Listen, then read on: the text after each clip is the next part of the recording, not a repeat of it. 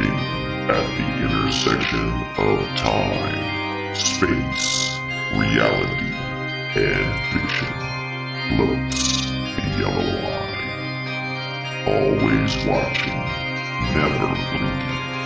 His gaze has witnessed all that has happened before and knows what is yet to come. Countless stories of hope, hate, heroics, and heartbreak. It has no mouth by which to speak these lessons, so it calls upon its head clearer to tell these stories, by word and by deed. Heed the yellow-eye's lessons as it gazes upon its servant, just as the eyeball gazes upon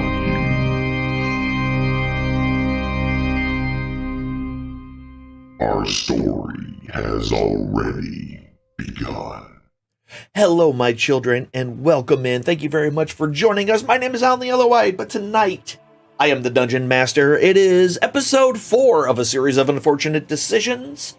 We had a little bit of a thing happen last week, and we got everything figured out and fixed and wonderful, and we have a brand new player that we're going to introduce here shortly, and we're all going to go from there. So before we get too deep into that, let's just go ahead and unmute them real quick and say hello to all of them. Loud noises. Yes, and almost immediately they're just yelling and just shenanigans are happening. Alan. Exactly. Alan. Oh God.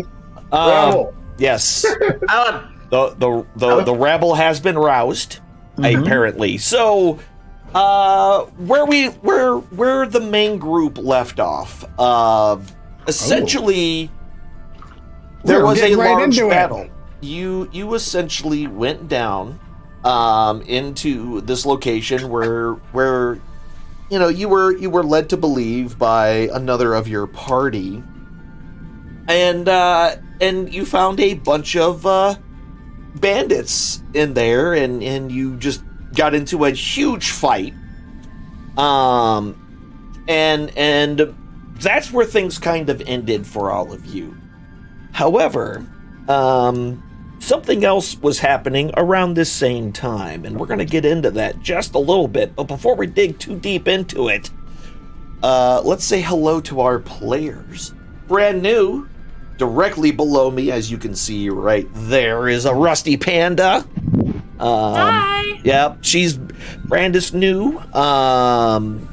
We had our the other player, Catherine, was no longer able to continue playing with us, so here we are. We got a new player. Under that would be Nate, being played by I Am Pingus. Over there to the other side there, we got Thorgrim Lightstone, played by the illustrious Captain Erock. Wind it up. Yeah, that's right. Below him, Mel, played by Null Hercules. And at the bottom of them, last but not least, Lilvain Savali, played by Savali. I'm going to say it wrong every time, so you can correct me every time, because it's perfect. Okay, Anders. Okay, Anders. That's right. Oh boy. Played by Danabo. So now we're going to kind of get into this. Before we dig too deep, though, we're going to talk to Nessa for a little bit, because, well, Nessa's had a bad couple of days. She decided, after hearing a little bit about this small seafaring town that was going through some big changes, thought that, maybe there was going to be some coin to be made at the various taverns and things like that, because with brand new people, they're always looking for entertainment. So she thought she would take herself down that way. And as she neared her destination, something blunt hit her in the back of the head, and she lost consciousness. When she came to, she found herself locked into a cage with nothing but a bucket and some hay on the floor. after a bit of time trying to get her captor's attention, they mostly just ignored her. Occasionally throwing her scraps of food of things that they didn't eat, and things like that. And she's been kind of in this state for a day or two. Really difficult for her to know for sure how long it's been, since the torches have always kind of been lit in this place. So she's spent some time seeing another captive essentially being tortured. And that was, well, she kind of thought she was going to be next. However, the same old routine of being stuck in this cage suddenly changed.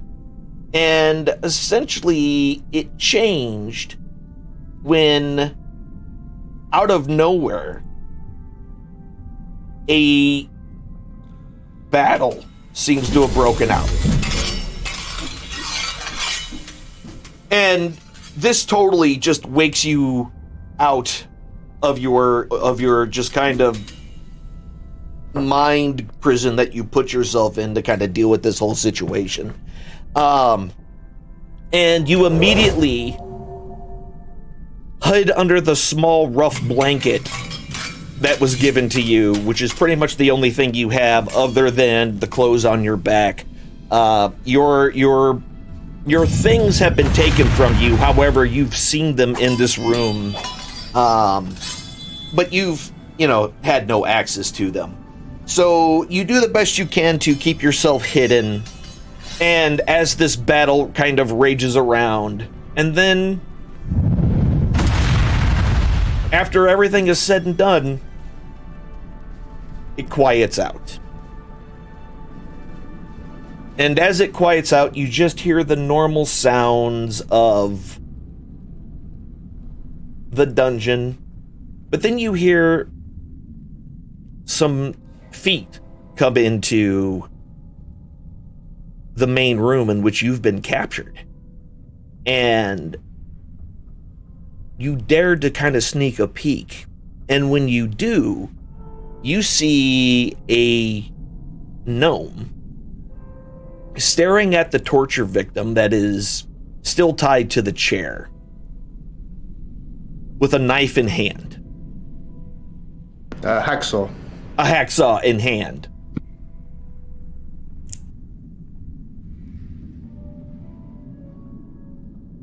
Evil. Telling you, evil.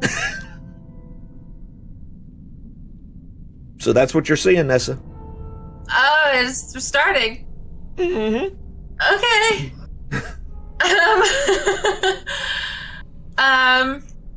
So I definitely want to call out one of my chants of friendship. Can I just do that, or do I have to roll for something? Or I mean, what are you doing exactly? I'm basically doing a call out to the gentleman who's has a hacksaw. Okay, what are you saying? I said, a friend in need is a friend indeed, but a friend with a lute is better. They'll tell you tales of turmoil and glee and support adventures together. And a plea to try to make friends with the scary guy and a hacksaw. That was a lot of words. I'll get to your face in a minute.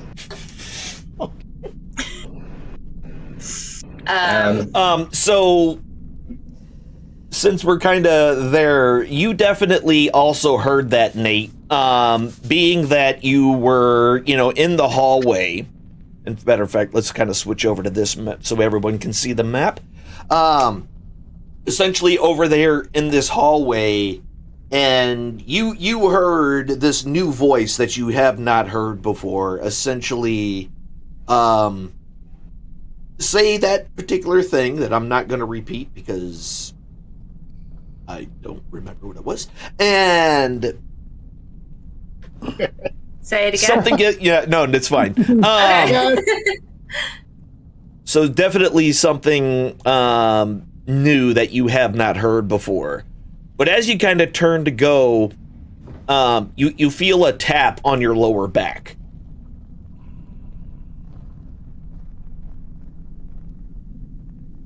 I turn around and look to see what it is. It is Twig, who's just kind of, hey, so, this place is weird and I don't like it here, so I'm just going to leave, so I'll, yeah, okay. Benji doesn't like any of you either, so we're just gonna go. Bye! And she just turns on and just walks off. Back down the hallway towards the stairwell. Okay, bye. I guess I'll go tell the other gnome. Dwarves, did you hear that? I believe both of them are you unconscious? I think one of you's unconscious, right? No, we're both conscious. Okay, you're just laying on the floor, that's right. Yeah, no. Yeah, I'm sprawled out on the floor and not giving two hoots about nothing right now. I'm bruised and just beaten. Okay. I also heard another voice coming from the prison chambers, and so you guys should probably go in there and protect their face from the gnome, because I don't want him to take my face. I don't know that I could protect my own face right now. Mel gets up from the ground, just wobbling, kind of heavy. I'm gonna go get me some food. As a matter of fact, the first room I came in had some roasted meat that I want. That gnome's had me on a vegetarian diet, and I don't like it. And I'll make my way to the kitchen. So you're just gonna walk your way to the kitchen. Got it. So you're making your way to your kitchen. Wolverine's going to stick a thumb in this thing's eye socket and carefully cut along the edge of the hairline and go around the ears just to get the full face. Okay. So you're talking about you were talking about the one in the chair. The halfling, the halfling that's sitting in the chair, correct? Yeah. So when you say put your thumb into their eye socket, are you just like get a good grip? Okay, so you're just kind of using it as a grip. Yeah, so as soon as you kind of put the pressure on the eye, suddenly... what? I'll take out my dagger and bang it on the back of the head. Give me an attack roll with advantage. It's my dagger. Mm-hmm. I mean, they're tied up, so you're getting advantage on this attack roll, so... And then you're headed that way. Yeah. Thorgrim's kind of just brushing himself off, like just kind of shaking things off. I feel like he's been in this situation before. Mm-hmm. Just kind of, it seems to always go this way for Thorgrim.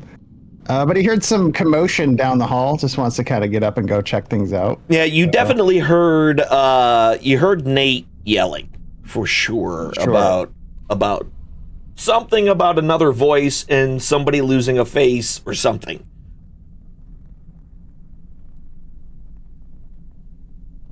All right, so y'all are headed that way. Boom, boom, da-doom, doom, doom. Yeah, so all of y'all's is going all the different places. So there's two things you notice as soon as you go in there, Nate. One, that Wilvane is mercilessly beating a dude who's kind of tied down to this chair, but freaking out quite a bit due to Wilvane, who is standing over him holding a hacksaw. And essentially, based on what you can see, it looks like this dude's kind of beat up. But on top of it, now Wilvane seems to be using the butt of his dagger to try to subdue this guy. Matter of fact, Wilvane, go ahead and roll that damage for that dagger, please.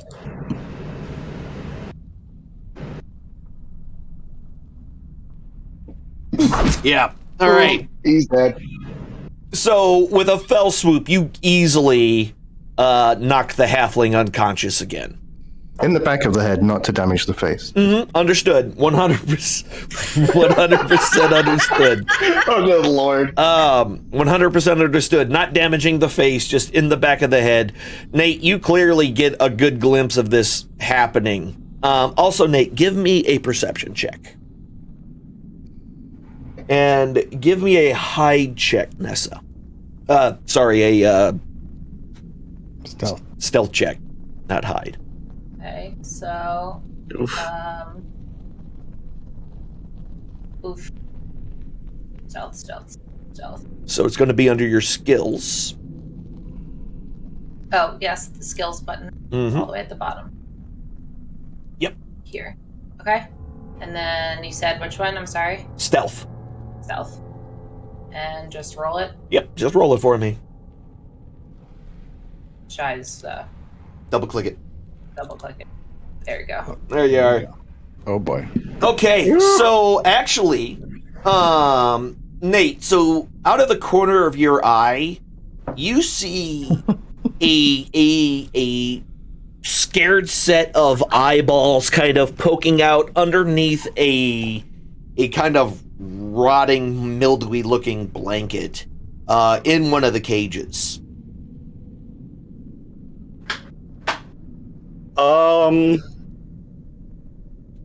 First, I'll ask Wade if he just attacked that halfling.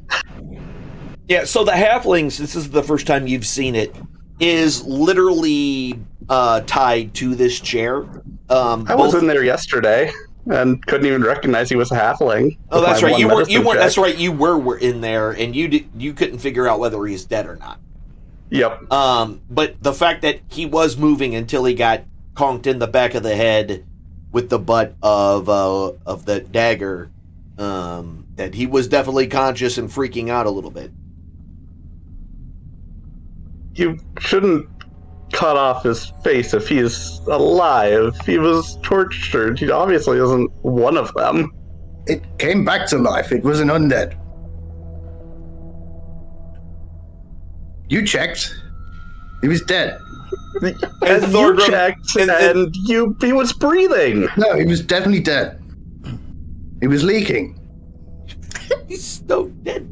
He'll be stone dead in a moment. Thorgrim, you come straight into this argument, coming up between Nate and Wilvain. Also, give me a perception check. Sure. Let's get over here. What am I double clicking on? Hold on. Okay, yeah. So you also easily see. It looks like somebody is hiding under a single blanket in the corner cell, kind of peering out. By your summation, that was probably the other voice that you heard. Okay. Well, I'm gonna move into this room, of course. Okay. Yeah. Yeah. No worries. Yeah. So, do I know what just happened with Wilvain here, like knocking this dude out? No, you did not see the Prisoner? knockout Okay. part. You essentially just heard the conversation about, did you just attack that guy tortured on the chair? That was what you basically came in on. Okay. So, what did I perceive with that roll with the 17? I see. Someone hiding under the blanket in the cage in the corner. Okay. Can I move down there? Yeah, absolutely. Yeah.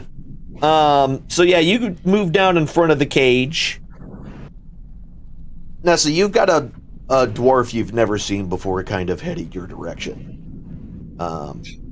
It seems that you're probably weren't that difficult to see after all, considering you were just singing a moment ago, but it seems like everyone else is ignoring you except for this one. I've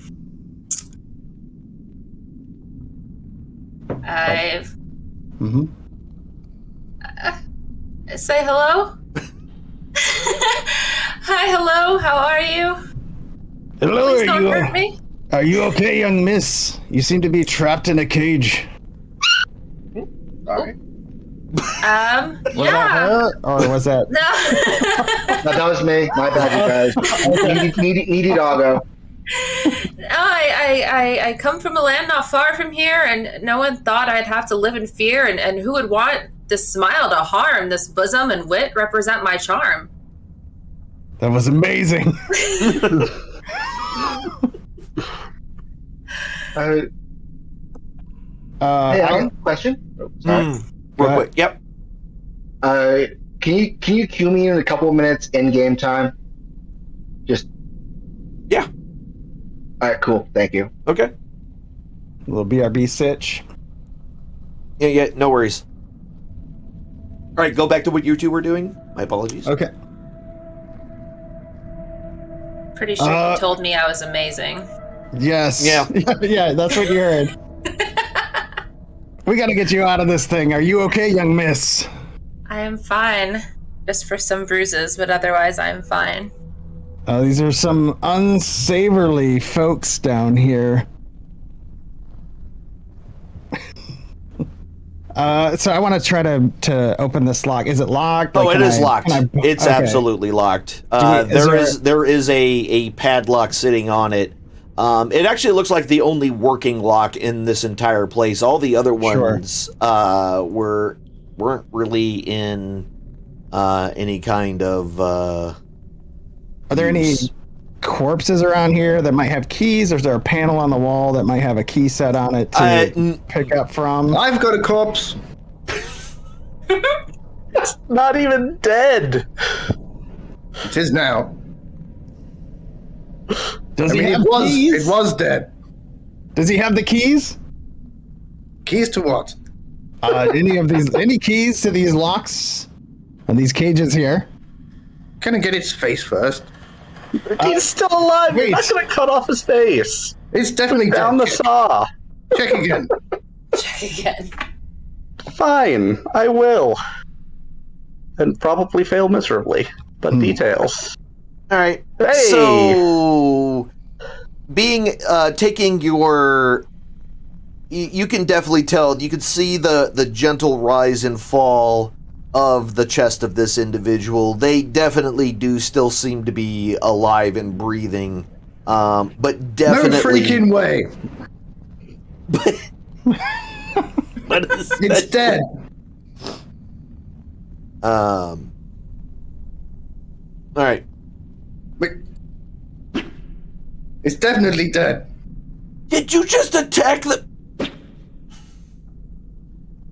So, Like, block it? Protect him? Or something? no, there's really. He just totally took you by surprise and just rammed his dagger into this halfling that was just sitting there. Go ahead and roll your damage there, Waverly. Oh, yeah. With a slight yell. Just, Ah! That was me. Do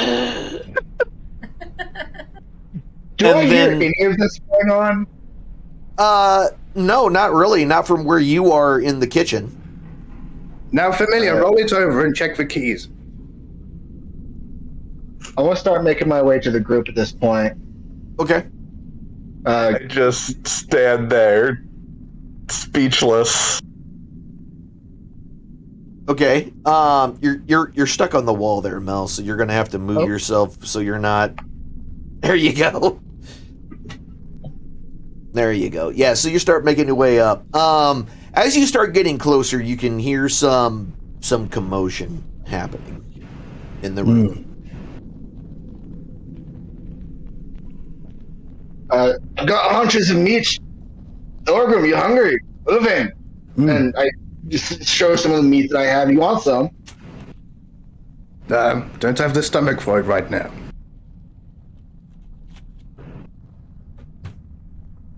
I want meat. Do you like faces? Faces? Don't tell me you're collecting more faces, Wilvane. Just one more. Murder this halfling! Just what? Or half of one. Mel over here, this one could use some some nourishment. What if you guys have any extra healing? You guys should revive him. He was just murdered in cold blood. That can help. Do I see the halfling? That's all. Oh yeah. bruised up He ain't bruised up. He's sitting there with a dagger in his chest right now. That dude dead. Is he close enough to where I can throw a spare the dying on him? You could easily, step between Nate and Wilvane and do so. Then I will do so. Okay. It's a cantrip. Uh-huh. So... Why? The enemy of our enemies is not our enemy?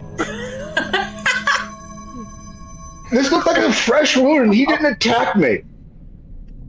The men in the other room attacked me, and this guy was fighting his chest. After trying to cut off his face. Does it pop back up again? Dead. There's no way this thing pops back up again. No. So he is now stable and no longer dying. I'm gonna whack it again. Why does it keep popping back up? I stand between him and Wilvane. You're not gonna stab him again, Wilvane. Magic missile. On who? The halfling. I'm between you and the Cast halfling. Fey Presence in a 10-foot cube around me. Do what now? Sorry. Cast Fey Presence. Would that hit Wilvane, or do I need to stand by that table? Where? Or back? Give me that one. I'm not entirely sure. Is it a 10-foot sphere or a 10-foot cube around me? I believe. Range 10 feet. Yeah, 10-foot cube originating from you to make a wisdom saving throw against your warlock spell save DC. Yeah. So, with that, you can cause each creature. Yeah, all right. So you making Wilvane, go ahead and give me a wisdom save. Oh yeah, you're gonna fail that. And what'd you let's see, should I frighten or charm? I'll frighten. Just run away. Okay. You are suddenly extremely afraid of Nate. His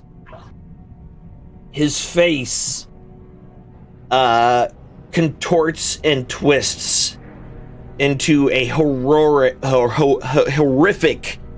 visage of a cat and himself, but neither at the same time, morphing and changing and giving you the just unbelievable amount of fear.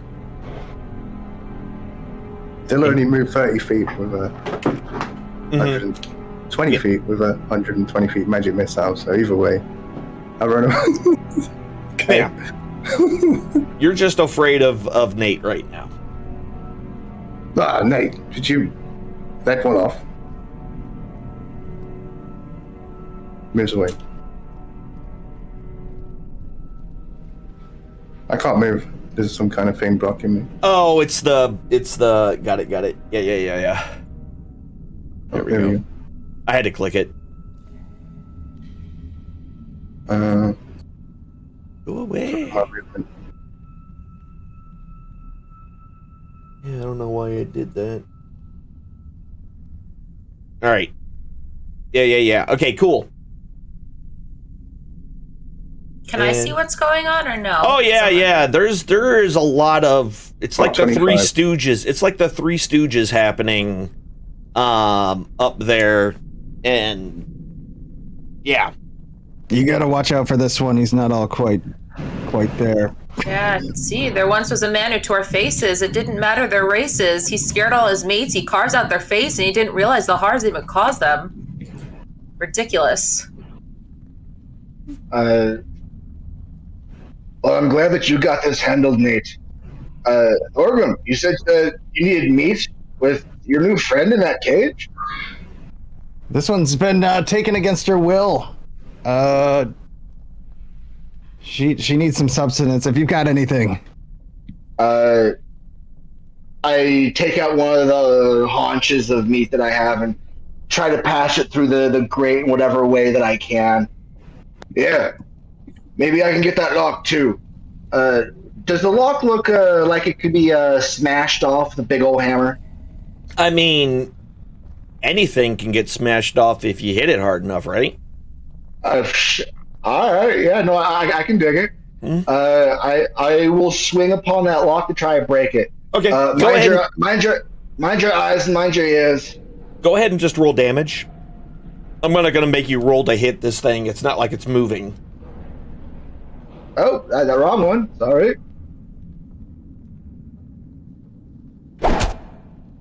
All right, yeah. So your first hit just wing and the whole cage just and just vibrates. But it doesn't really look like you did much damage to the lock. Mr. Lockpicking Dwarf over here. All right, let's try that again. Cover your ears this time. That was a lot louder than I expected. Wilvain, you are recovered now. It looks like Nate's face has stopped contorting. You should be able to remove that off of you as well. If not, I can do it. Where do I do that? Under the combat tracker. And if it doesn't allow you to get rid of it, let me know. So under combat tracker where the little foot icon is next to your name. Effects. The Fey present, brightened. I can't remove it? Yeah. I can see it. Okay, cool. I took care of it. I was just making sure. All right, cool. Yeah, so you're no longer frightened. Nate's face stopped contorting, and you know that he did something to make you afraid of him. I still got off the magic missile, though, right? Oh, as you were running away, yes, sure. Okay. All 3 missiles slam into the halfling. He's dead. Wolverine's happy. Okay. Could I spare the dying again? Out of curiosity? Yeah, no, not this time. This was too much damage. I tried. He doesn't even have a face anymore. Wolverine's just gonna grin at Nate. With which base? Okay. One of the many faces on his belt. Yes. Okay. So what are the rest of y'all doing? Chaos. So I know you hit it the second time, and the same thing happened. Just the loud rattling of the cage, and all that. So you going up to take the face? Yeah, no one's watching. Okay. Just so it's clear, we don't need faces anymore. We're not working for Salad Bar. You don't need a face? We're done with the whole face situation. We didn't even have a contract to come here, little gnome. Take it easy with the hacksaw. Save yourself the blood and the energy. I like faces. I'm gonna go and see if I can find a way to the horsies. Okay. They have long faces. I'd like to give a shot at the lock with my halberd to see if I can kind of wedge it. Maybe not hit it, but maybe I can like poke the end in and like pry it off or something. Okay. Sure. I'm gonna go look for a key off of the lead big dude in the other room, the bedroom. Okay, so yeah, as you head into there, go ahead and give me an investigation check. You have to sing Inspector Gadget when you do it, though. All right. So as you're kind of searching through, you do actually find a key on him. You also find 15 gold coins in a pouch that he had. And in addition to that, you also find a very strange looking note. this is kind of like, it doesn't make any sense, this note. And it looks exactly like this. Whoa. Wow. I'll pocket that kind of quickly, fold it back up into its four little squares, and tuck it between my armor. Okay. And make haste to the sounds of halberd prying on lock. Yeah, you can hear the kind of noise. Yeah. Now you're doing, how are you prying again, just so I can understand just kind of exactly. like trying to get the pointy end of it down into the section where it would connect around the lock, and just see if I can kind of like pry it open. Sure, yeah. Give me a strength check. Okay. Let me find that. Front page Oh, yeah. with your abilities. Abilities. Here we go. There we go. Not so well. Yeah, so Not so much. you kind of wedge it in there, and you pull and pull and pull, but it just doesn't seem to want to budge. Yeah. For these cages that are somewhat rusty and look like they've been here for quite some time, they're still very good at what their job is. I nudged Thorgrim with the keys in my hand. Hold on, hey, let me try this key that I found here. And I kind of just shimmy in there and try to see if that lock is still in shape enough to turn that cylinder with the key. Oh yeah, the lock is fine, and the key goes in without a problem and easily clicks it open.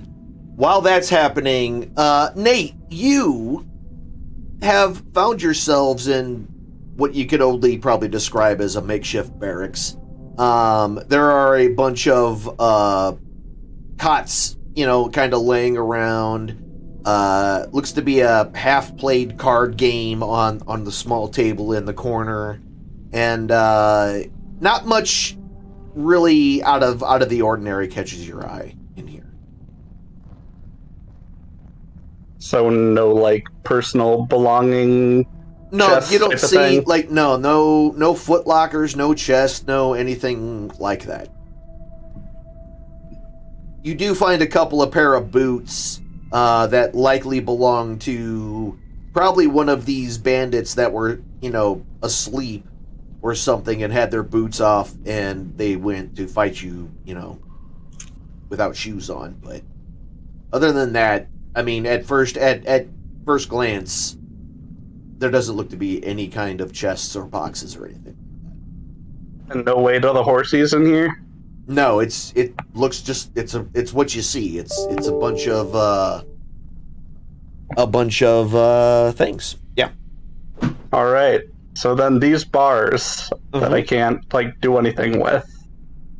There's no way to open them that I can see. Oh yeah, I mean there's a lock on it. It's a gate. Oh, it's a gate? Yeah, it's a metal gate. Yeah, I won't scare the horsies. I'll just wait. Okay. All right. Go back and check on them. Okay. Yeah. So, the gate is. It looks like the cage is completely unlocked now. I take the lock off. Open the door. Come on. Keep your distance from Lillivane. I don't know what to say about that one. Nate, did you have a chance to look around while we're figuring this lock out? There was like a half-finished game of cards in their barracks, a couple of boots if you feel like sniffing their gross feet. This place smells bad enough. I don't need an unbathed bandit foot smell. There's the gate to the horsies that key that you have might work on. Oh, ooh. Why are there horses in the basement? What are they doing down here? Horses? Wasn't the town folk saying something about a stolen cart? Horses pull carts? You have my attention, Nate. Can you show me where this gate is? Wilvain, Yeah. are you searching around in there? right over here. He's looking for Twig. Oh, okay. Yeah, you haven't seen Twig. Twig seemed to have went somewhere or disappeared after the battle. How many faces have I got? So including the halfling, there were 15 faces. 15 faces. Are you adding that to your inventory? Okay. Yes. Yes. All right. How much do they weigh? 0.1 each. I don't know. How much does a face weigh? I'm not Googling Google. Not Googling that. Probably end up on a list. There are chopped off faces. That's right. Jeez. So, I'll try that key on the lock that is in front of Nate there.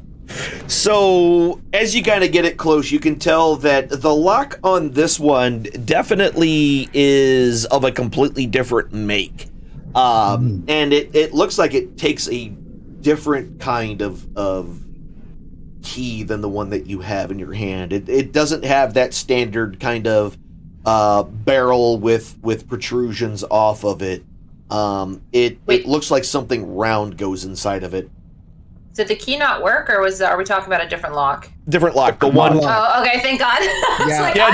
You're free. You're absolutely free. Yeah. You're free.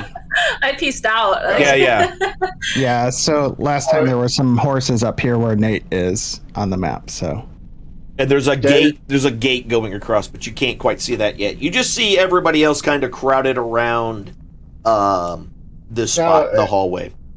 Question: Okay. Is this gate attached to? How is it attached to the whole thing? I'm wondering how hammer-proof it is. I mean, it's definitely bolted into the stone. How, it's impossible really to tell, like, how deep it's into the stone or anything like that. But based on the toughness of the cages that were down here, you can probably surmise that they didn't slack on this one either.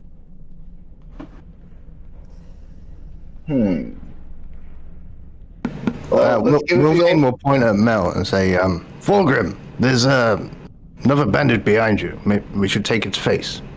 I think we're done taking faces. Right there.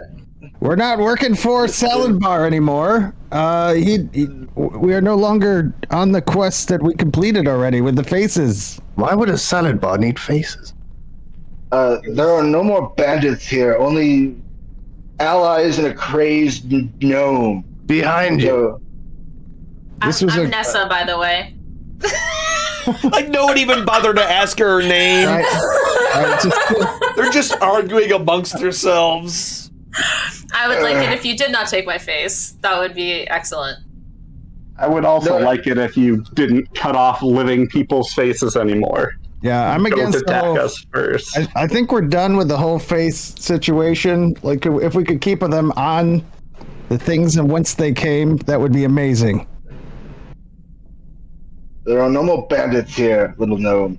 And I proceed to go back to the idea of I want to officially try to knock this gate off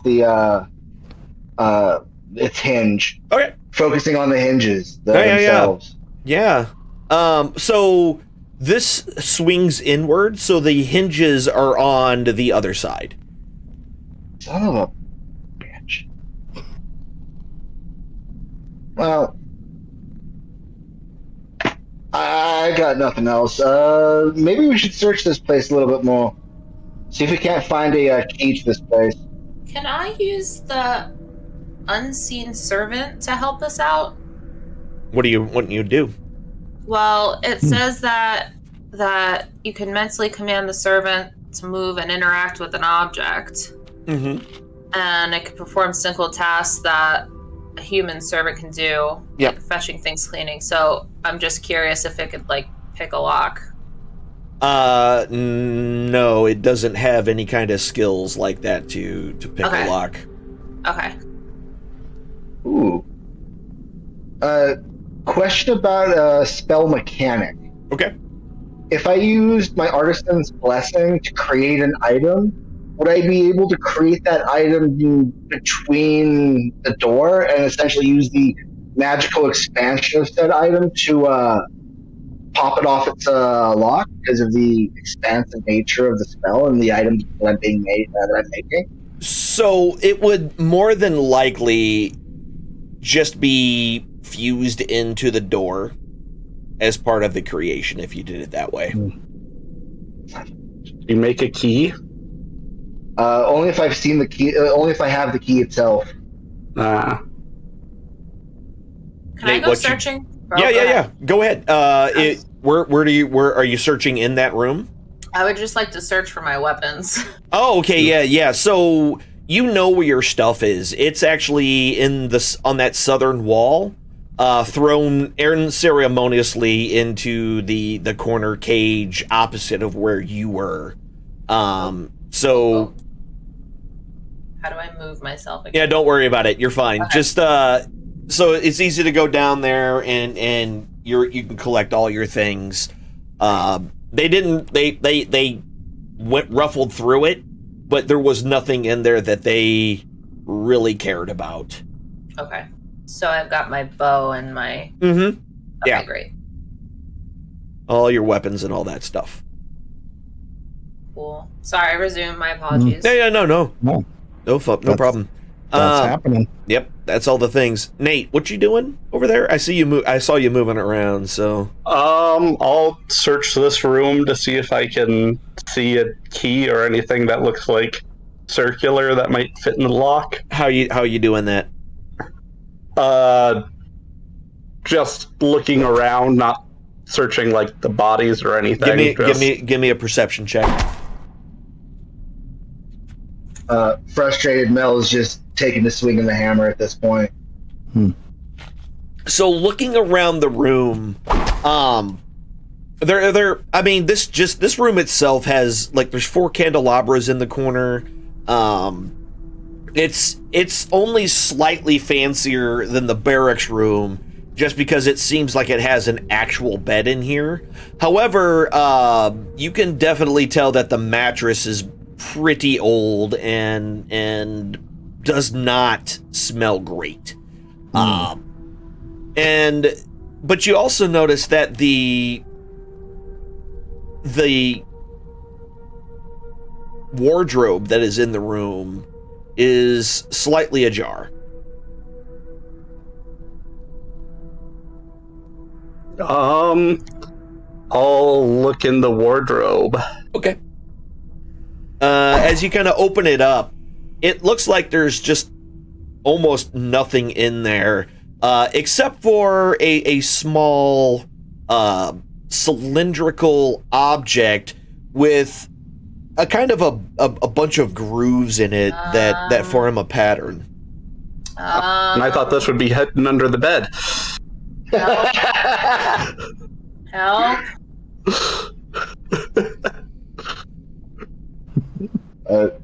I'll pick it up. All right. Yeah, it's pretty heavy. It's a heavy metal object. Oh man. So what's going on over in that other room while that's happening? I'm feeling the heat. I heard a cry for help at this point, so... Yeah, you both definitely heard that. Yeah. What are you doing there, Wilvane? Wilvane, what is the situation here? What situation? We're in a room. This one should keep her face. How do you know? Marden told me so. Have you asked any questions? Well, I would like the time to do so without having to worry about you. Just let it free and then let it follow us. If she was on the bandits' Why do you side, trust a thing in a cage? I don't trust you, and you're not in a cage. There's a reason it was in a cage. Have you asked? The people we just beat up had her in a cage, which means she was dangerous. to them. Not us. So If she we was would dangerous, also- they nearly killed us. and also Yeah, nearly that's killed the point. her. So enemy. She looks and perfectly fine. friends- Listen. I'm thankful that you let me free. I am never gonna give you up. I'm never gonna let you down. I'm never gonna run around and desert you. We're friends, all right? We're friends. I cast resistance on myself and ready in action. If he gets violent at all, something. Okay. Willivane, she's on our side for the time being. She is grateful that we saved her. So we can sort this out when we get back to town. Or when we're not in such a dangerous place. Let it follow us to town, to our home. No, actually Nate's home. Oh, the cat's home. Either way. The cat brothel. Where's Twig? That was Nate, actually a great question. yeah, so you have that in hand, so you can, if you're headed out or whatever, you feel free. I'm going to take the mattress off the bed. Oh, okay. I just See if during this there's whole time I anything. lowered my halberd in between Nessa and Wilvane. Okay. Kind of like in between the little Gotcha. limbo situation. Gotcha. Oh yeah, what's the cat doing? Did he actually like come with us, or is he So just like the- chilling at my the- house? The cat was it. So when things kind of went crazy, you lost sight of the cat. And now that you kind of remembered him, suddenly, as you pull the mattress off the bed, the cat is under the bed. You can see it through the wooden slats.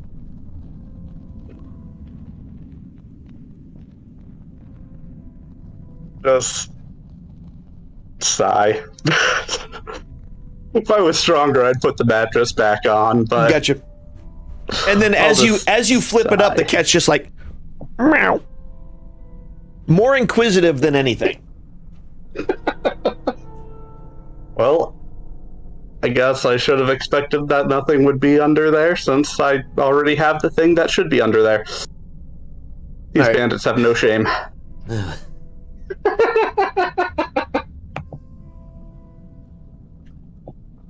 So I you would had like to be out of this corner. Ah, yes. Don't put baby in the corner. I'm not moving though. So have you done with Twig? Where is she? Twig is moved on from what I So- heard. yeah, Nate, do you hear in the other room Will Vane asking about Twig?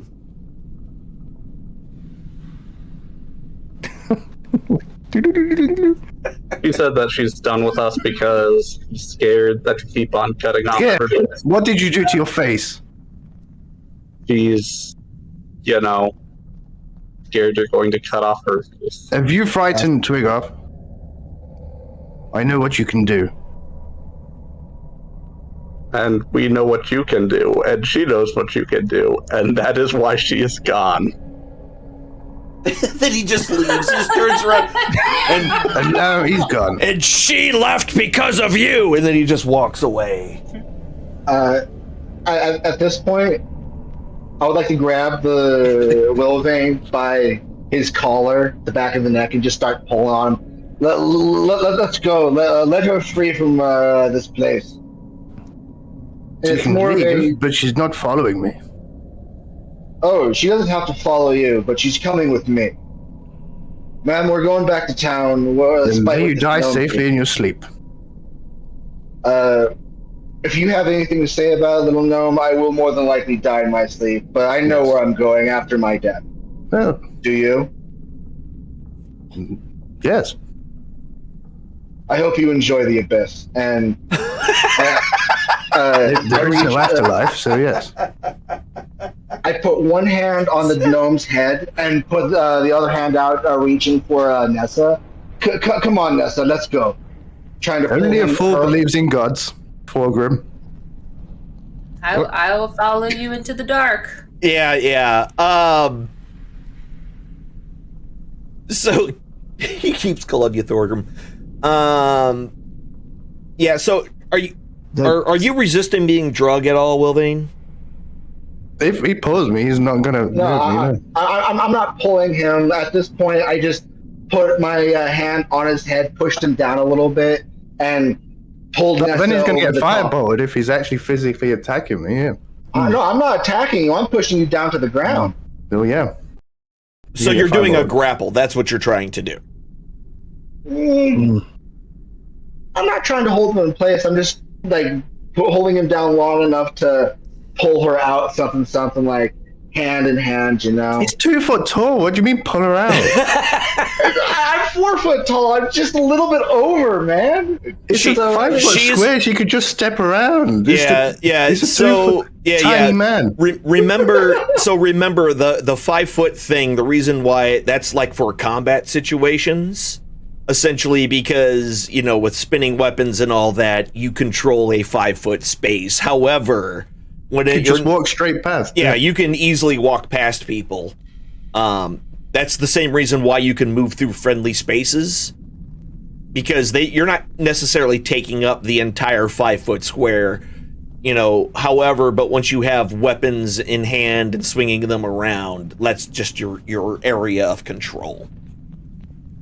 And to be clear, by this point, I've put my hammer back up, and I'm not overly aggressive towards anybody. I'm just trying to get Nessa out. Yeah, no, and so you would have no problem, essentially, kind of leading her past Wilvane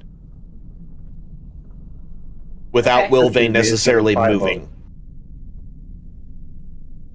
So do I just go? You can. Bye. All right. So Nate, you hear some footsteps coming up behind you, and you kind of turn around to see, someone you haven't seen really before. I mean, you have because you just met them. However, and with the dwarves in tow directly behind. What are you doing?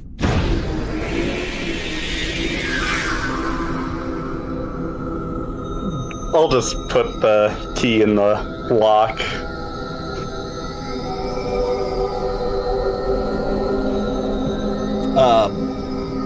Are you detecting magic now, Wilvane?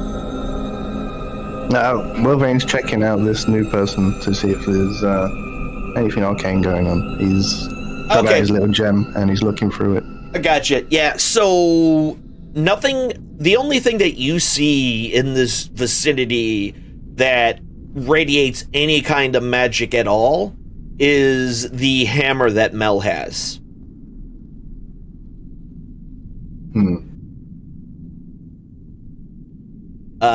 Yeah, so Nate, this is a weird lock. You haven't quite seen one like this before. But it doesn't take long for you to kind of figure out how it works, where essentially you put the first portion of the key in, which allows you to turn it a little bit, which then allows you to put the next position in, which allows you to turn it a little more. Essentially getting the key almost all the way to the hilt, with the rest of the key sticking out of the backside of the lock. And with that, it pops open with a click.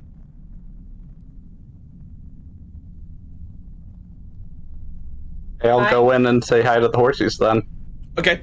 Yeah, so the horses, your initial assessment as you walked in there is the same. The horses look to have been essentially tied to some shackles that are embedded into the stone walls. It won't let me open that door still. Oh, I forgot to unlock it. That's why. No worries. And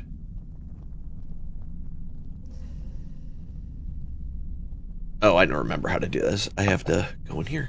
But yeah, so once you're able to get in here, there is really Oh, why is it not unlocking? Yeah, this thing's being a pain in my butt. All right. Anyway. I'll follow Nate into the room as well. Okay. No problem. So y'all just kind of start going into the room. It kind of looks like a halfway storage, like a storage space or something like that. Over on one side, you definitely have a large cart with a tarp over top of it. The horses with some hay kind of laid down for them. It looks like none of these bandits really cared necessarily about cleaning up after the horses. There is a mess of horse manure essentially all over. That's poop. That's poop. Yeah. Yep. On the floor there, and what is the smell? It was not Goober this time. Mel will start immediately investigating the cart, just trying to see if he can discern, smell, look under the tarp. No worries. Like the tarp is just kind of laid over top. It's kind of barely. It looks filled to be. It's hard to tell the lighting in this room, but looking under it, it's either ore or rock or something like that. Oh, thank Marden. We found it, Thorgrim. Marden will be proud of us for this one. And Melon will start trying to figure out how to get the cart and horses out of this whole section. Just out. Well, so the way out is this makeshift dugout tunnel that seems to lead from the north. Essentially, it looks like they dug a hole in the wall and created a kind of haphazard ramp that seems to be leading upward. And you can kind of see that it ends in a large double door on the top. And as you're kind of looking in there, you also notice a large chest in the northwest corner as well.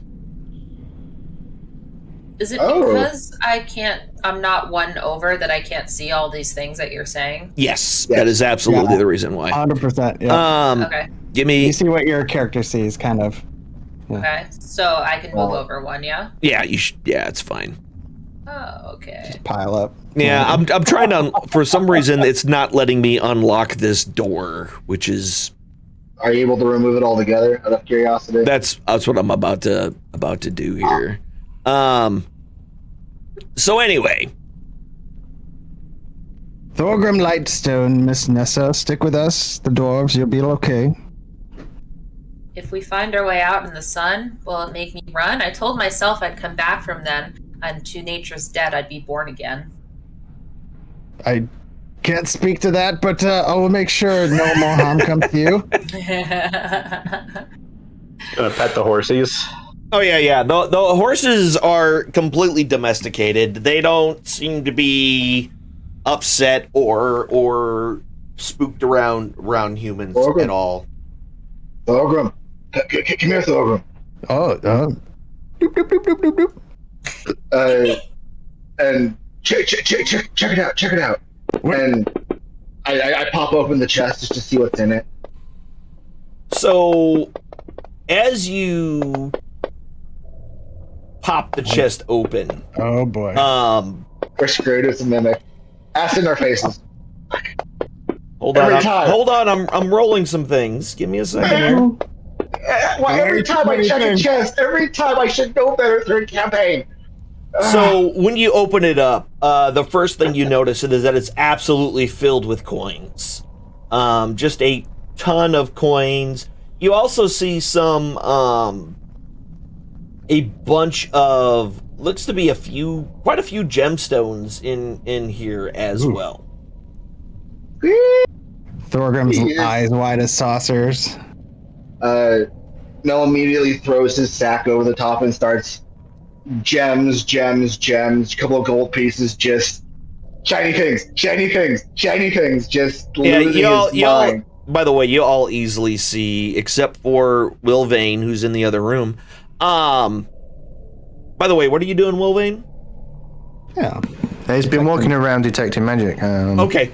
Yeah, so there's nothing of any kind of magic that you're really noticing at all anywhere in here outside of the magic that you're detecting off of Mel's hammer. Not even the cat. The cat too. Yeah. So the cat is with Nate right now. So if you were looking at the cat, oddly enough, the cat seems to avoid your gaze at all costs. Give me a dex check.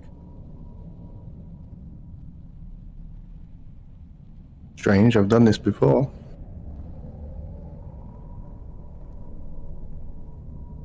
So, for a brief second, you catch a glimpse of a slight aura around the cat, particularly around the symbol in the forehead. Oh, damn. But it quickly gets faded. So as it almost yeah, you just heard it. As soon as sorry. Essentially great timing. It's perfect timing. So as soon as it noticed you noticing it went away. And nothing from this chest. No, so from the chest you're not detecting anything either. So are you just grabbing things randomly, Mel? What are you doing?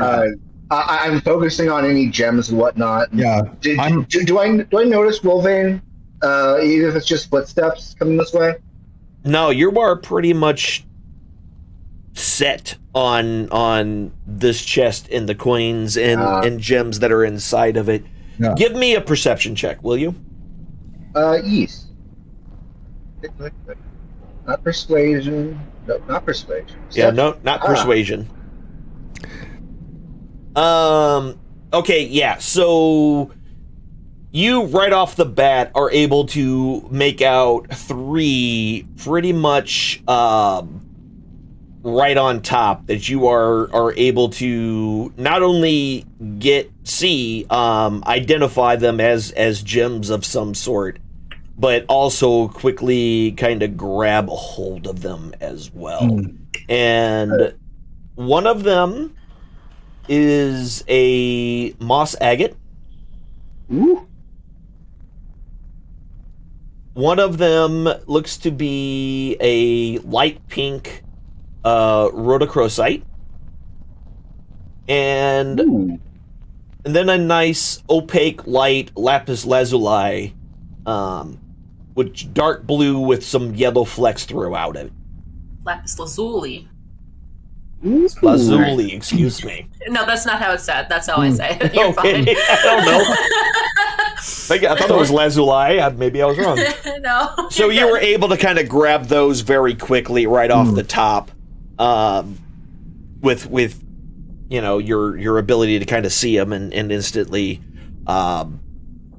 Nate and Thorgrim, of course, you definitely see him start grabbing inside the chest. And as the last one kind of gets pulled out is when Wilvane makes his way in and stares intently at the chest. Which, as I said, you don't detect any magic in the chest itself. Wilvane sighs. There's a hidden tunnel thing up here, right? We saw it. Yeah. So, you should be able to move in there, but yeah, essentially, what you see is it over here? Yeah, that you're in it right now, and it kind of dead ends on a ceiling that is made of wood. It looks like basically two large storm cellar doors that were put over top. As Wilvane passes, I pull up that moss agate. Hey, Wilvane, presents for you. And I hold up the moss agate to it, trying to indicate that I want to throw it to him. Yeah, so it's a translucent yellow-white gem with a lot of like gray-green stripes and swirls through it. While that's all happening, Thorgrim's just kind of hungry hippo at the bottom of anything that drops out. Like, see if there's anything that he missed. Wilvane's very distracted. He's probably going to miss this if you throw it. If he doesn't click that, if it doesn't look like you're paying much attention to me, I won't even bother throwing it. All right. He wants to take out his quarterstaff and bang on these doors. So the doors themselves, it's a pretty solid thud. It looks like these doors are probably fairly heavy.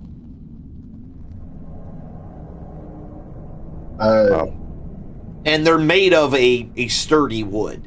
And it definitely looks newer than almost everything else in this area that you've been in. Well, it's Kool-Aid time. Oh yeah? Hey, Logan. He's gonna Wilvane Saverly into the doors and see what Gotcha. happens. So you have to go pretty far up it to get, close enough to them, being the height that you are. Almost to the very end where the door kind of ends at the northern portion of it. Go ahead and give me a strength check. Whoops. Oh yeah. So you get right under there and you push up. Those things don't even try to move. Little help here. So Thorgrim, you said you were looking for what exactly were you looking for while? Just like if anything was dropping out of the bottom of the chest as Mel was going nuts on. No, Mel basically was like grabbing some of the stones that were easily seen on the top. So Okay. nothing was getting thrown anywhere or anything like that, because this thing is filled with coins. Like there is a lot of copper in here with a smattering of silver and some gold as well. All right. At this point, I saw Wilvane going by and just kind of bumping into this door. I'm curious about it, so I'm gonna go follow and check on that. Okay. Yeah, so it looks like a heavy wooden door, like a storm cellar door, essentially. Really, but very large. You're talking, 5 foot wide and 10 foot tall, but laying kind of flat in this tunnel, essentially rising up to meet it. Which more than likely is probably how they got the horses in the cart down here. Sure, yeah. Is Mel, this thing's stuck. Any mechanisms that we can see of? Give me a perception check. Sure. This mouse would help. What are you looking for? Well, is there a lever or a lever? What am I doing? Perception? Perception. A lever? Don't they make them out of metal? Well, maybe. Okay.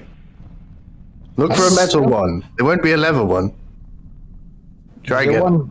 Maybe if it was made out of stone, I could see it, but I don't see. No, it's you don't see any kind of lever or anything out. Nothing. There's nothing in here that looks obvious, like some sort of way to open the door. We could use the horse to open the door.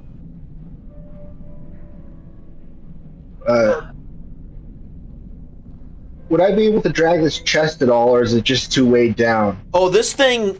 So the chest is. I gotta math this real quick so I can tell you how much it actually weighs, because I actually didn't do that yet. Quick math.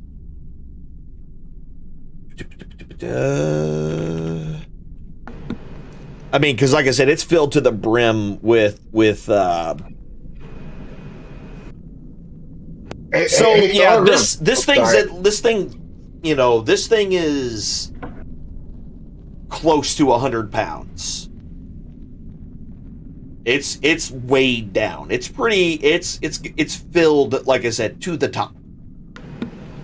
About 1,000 faces. Ooh. All right, cool. I'll approach Thorgrim. Hey, Thorgrim, you want to help me get this chest and this barrel or this wagon? What are you doing? That's Mel. I'm Thorgrim. You keep switching the two, but absolutely, we got a door here, though, Mel. I think we could put a couple dwarf shoulders into the side of this door. Oh, I like it. And in stride, he just. So the door is above you. I want to make that extremely clear. The door is above. And essentially, it try to push one open. Yeah, one second. I'll show you. Oh, like a slant, like a storm. Like a store, yeah, like a cellar door. So essentially, it is in this particular area, right? Oh. You can see at the bottom that it's a double door, right? But it's above you, kind of on the ceiling, and the floor basically goes from the floor of the main room you were just in, and then goes up as at an angle, meeting this door at the very end, essentially. Looking, basically, it's a ramp leading up to this, and this is laying flat. All right, sorry. So we need to open the cellar door. And we can't put some dwarf shoulders into it and open this thing up. Just a good old heave ho, and Mel will just start pushing on it, on the door on the right side. I don't know that we can reach that high. Well, so like I said, it's a ramp. So if you're closer to the north side, you get closer to it. Oh, okay. Now, so Wolverine will pretend to help. Okay. So, all right. Are you also going to roll, Thorgrim? Oh yeah, strength. Are you pushing on the same door or the other door? Oh yeah, that's the other side, I suppose.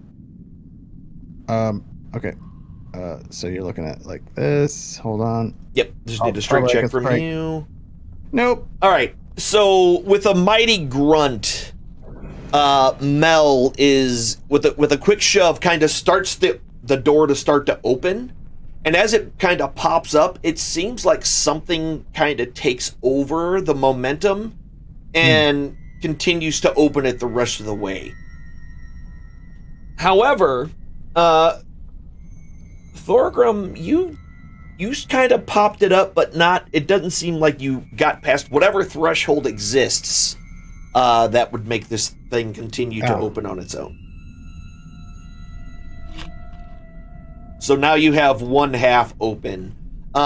You blink as basically sunlight filters through into this area, and you can see that you are kind of in a hidden copse of trees, essentially.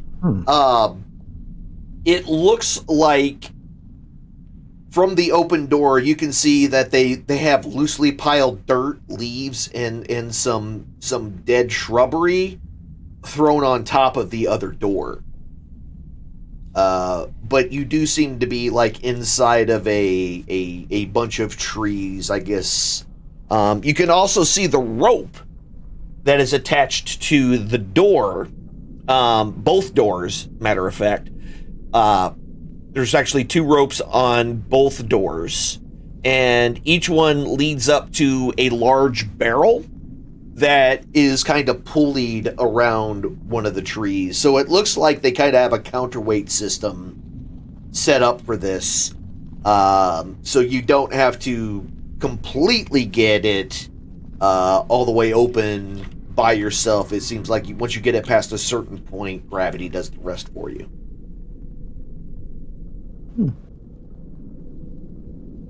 Wilvain will gesture towards Nessa and say, "Come along, Nate." Yes. I don't know if I could use bardic inspiration to help them with the doors, or. Sure, absolutely can. Okay. Can we get out? Can we get out the one side that was opened, or was it not opened all the way? No, that one opened all the way. Oh, okay. So one door is completely open now. Okay. Maybe the other one is not. So can we just leave through the one door? Mm-hmm. Yes. Okay. Come along, Nate. I don't know which door it is. The right door or the left door? It's the. Which one were you on, Mel? It was the left one, right? Yeah. Left side. Huh? Hey, Nate. Can you help me get the horses strapped up this wagon here? You gotta get this door back to town. Sounds good to me.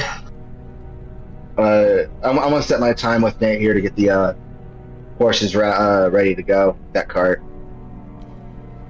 I'll call out Thorgrim. We need to get this chest in this cart too, if you don't mind helping me. Yeah, let's get it. You don't have to ask me twice. Yeah, with the two of you working together, it's no problem for you to put the chest into the cart. Yeah, it's super easy. Perfect. Did you manage to get that other door open? Because this might be a problem. This month. Oh, I did not occur to me. I thought we could get out the one side, but we've got some horses in the cart. Let's. So it is wide enough with that one door open for all of you to get out on your own. But if you want to get the horses onto the cart, and have the horses pull the cart out of there, you will need both doors open. All right. Can I not just go out there and use the barrel to open the door? That's what I was gonna say. It was a weight system. Yes. It is easier. Yeah, you can. Yeah. It's much easier to go up and grab a hold of the pulley system that they have set up and open them from the outside. So after grabbing a hold and pulling down on them, the other door opens as well. There you go. Perfect. Good thinking. So as you find yourselves, let's go so I can show you. What you basically have is, you notice that to the south of you, you can still see the abandoned tower that was there before. And what it looks like is this. Oops, why are you not sharing? So essentially, because nobody's there. Essentially, I'll put one of you there. What we basically have is, in this northern section, there is. Oh, I'm in drawing mode. I should probably turn off drawing mode.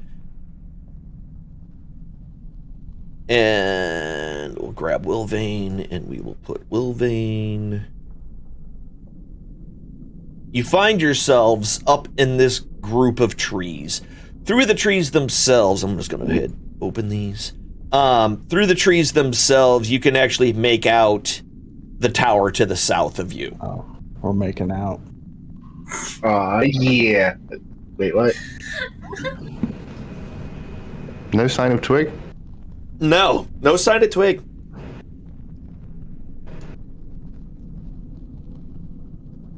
Sad. How do I get to there? It's no, you don't necessarily need to worry about it right this very second. Oh, okay. Yeah, so that is essentially, you find yourself up on the other side of the tower, on the north side of the tower. And it looks like they just dug the hole and kind of covered it up, but they dug the hole in a way where it was in between these trees, so it wasn't very easy to see from the outside if you didn't know it was already there. I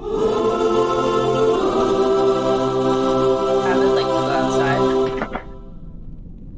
Uh-huh. I can imagine, yeah. Yeah. Okay, yeah. So yeah, that's a perfectly valid thing to say. Yeah. So you've been down here for a few days and are ready to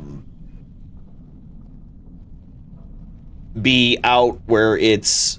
Will you let me? Okay, I'm done with this sometimes. Okay. Oh, we're back in. I put her in the wrong spot. Now I can't just slide her over, which is easier, but whatever. There we go. So yeah, you come up, and as you walk out into the sunlight, it is definitely late afternoon, based upon where the sun currently is sitting in the sky. Nate, what are you doing? Like, while they were dicking around with the door and stuff. I was helping with No, my mic was on. Never mind. I was helping with getting the horsies on the cart and all that fun stuff. Okay. All right. Yeah. So as you're getting in there, and you did an animal handling check for me, right? Forever ago. Oh yeah. Do another one for me real quick here. That was just for petting. Yeah. Got it. Yeah. So yeah, you have no problem kind of leading them over. They're pretty well domesticated and very much, gentle beasts of burden that you are easily able to get hooked up to the cart and get their tack, all of their tack put on, and they are now not mounted. They are now connected to the cart and are ready to pull it.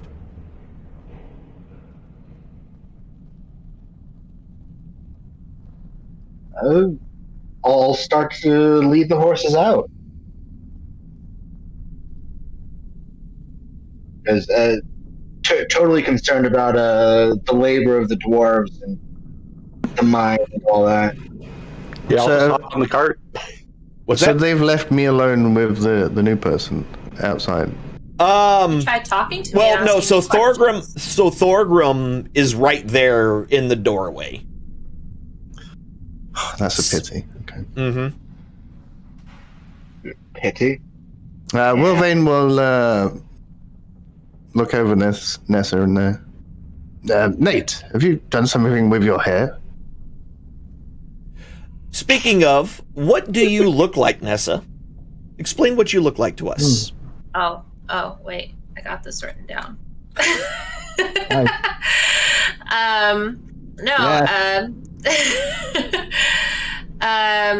Where is it? Okay, so it's in my character. I just click characters, right?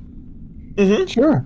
And then I am unable to. How do I go into? Oh, now I'm all flustered. It's under probably notes. Yes, notes. Okay. So appearance: long red wavy hair, long wispy white skirt, brown rust blonde blouse, simple sandals, tall curvy, and big chested. About 5'11" and 220 pounds. New shoes? Simple sandals.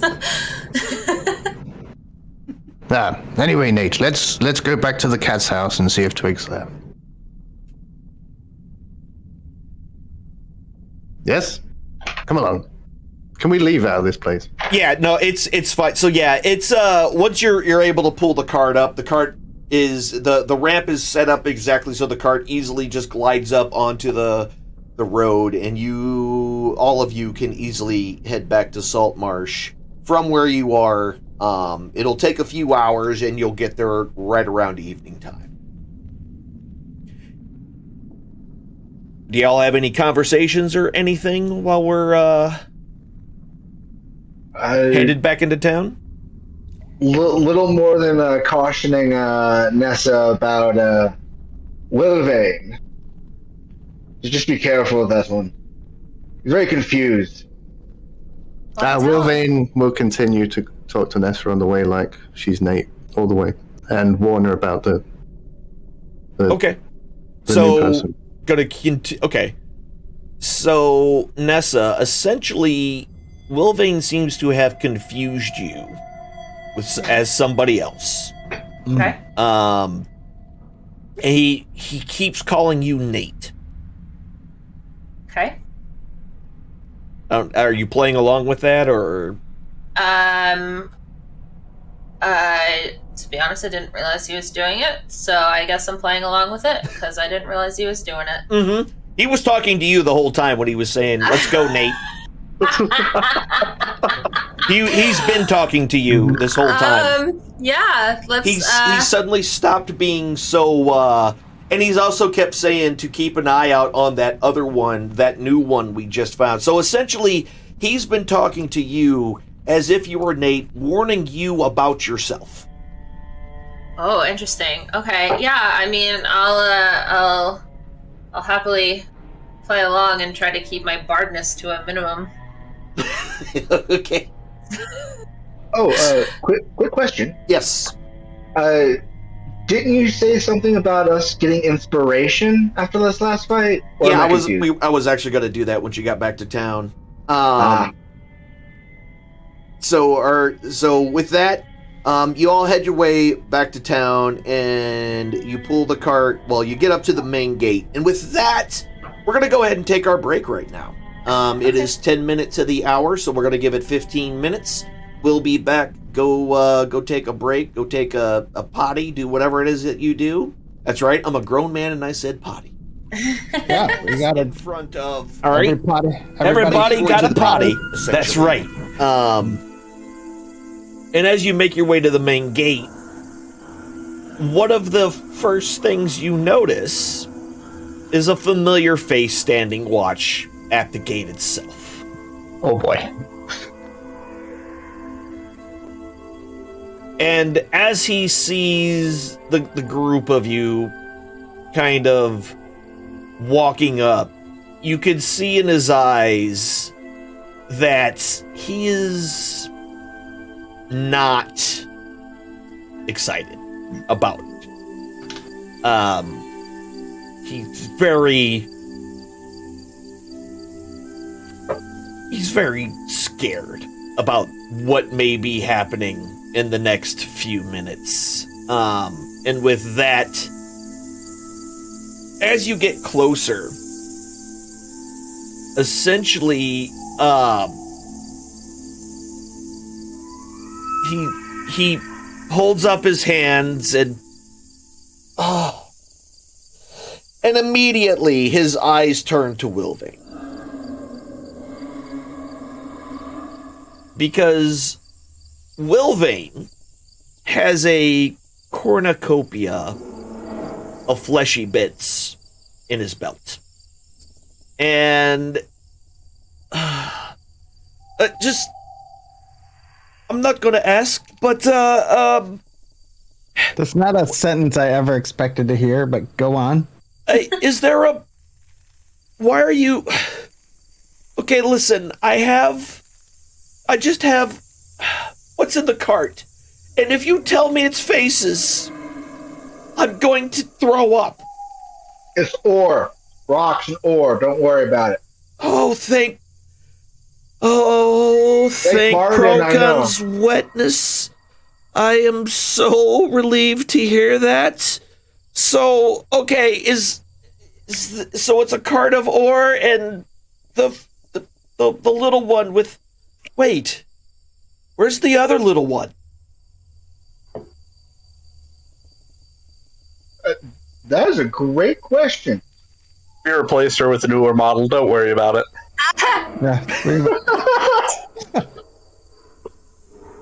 This one's very clever with its words. You did say you didn't have any questions. Can we go now? Just where are you going with it? This is at least 4 questions. Back from when he stopped paying attention to Wilvane completely and is looking to anyone other than Wilvane to answer. I'll be turning this cart around with all this town's ore and the chest full of cash, and then you'll have to explain to the head guard while why the ore and the gold didn't come back into town in a timely manner. That's where we're going. So either you get paid, your town gets paid, or I get paid. You tell me what you want. I don't even know what you're talking about. Let me in with this cot, please. I wasn't going to stop you. I just asked what it was. Oh, You also said you wasn't going to ask any questions. My apologies then. I go back to leading the car, and I've had too long of a day. My apologies for being short with you, sir. I don't know if this is worth the money. You can hear him kind of mutter to himself as you make your way into the town itself. I stop the horses long enough to grab a handful of whatever I can pull out of that treasure chest. Here, and I just hold out my handful of coins. Hopefully this will be worth it to you. Thank you for dealing with us, and will they? No, I can't take this.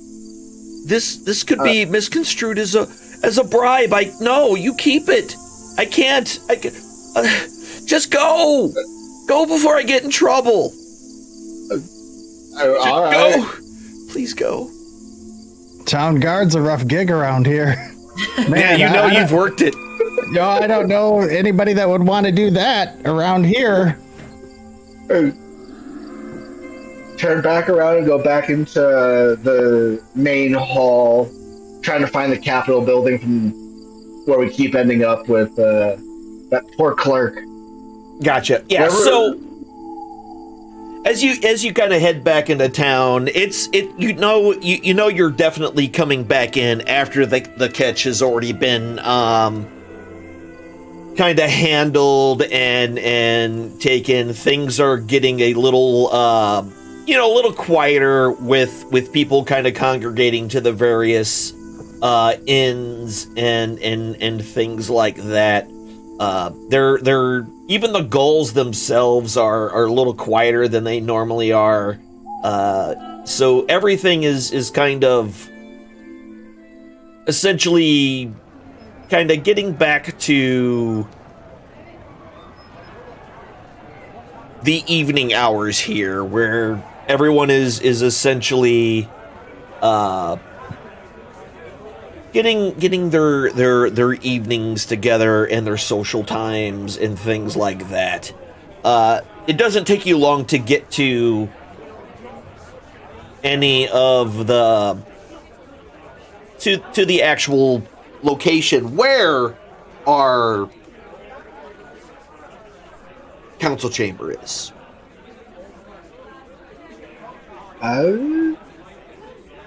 I'll leave the cart there and try to unbridle the horses. I'm assuming there's a stable nearby?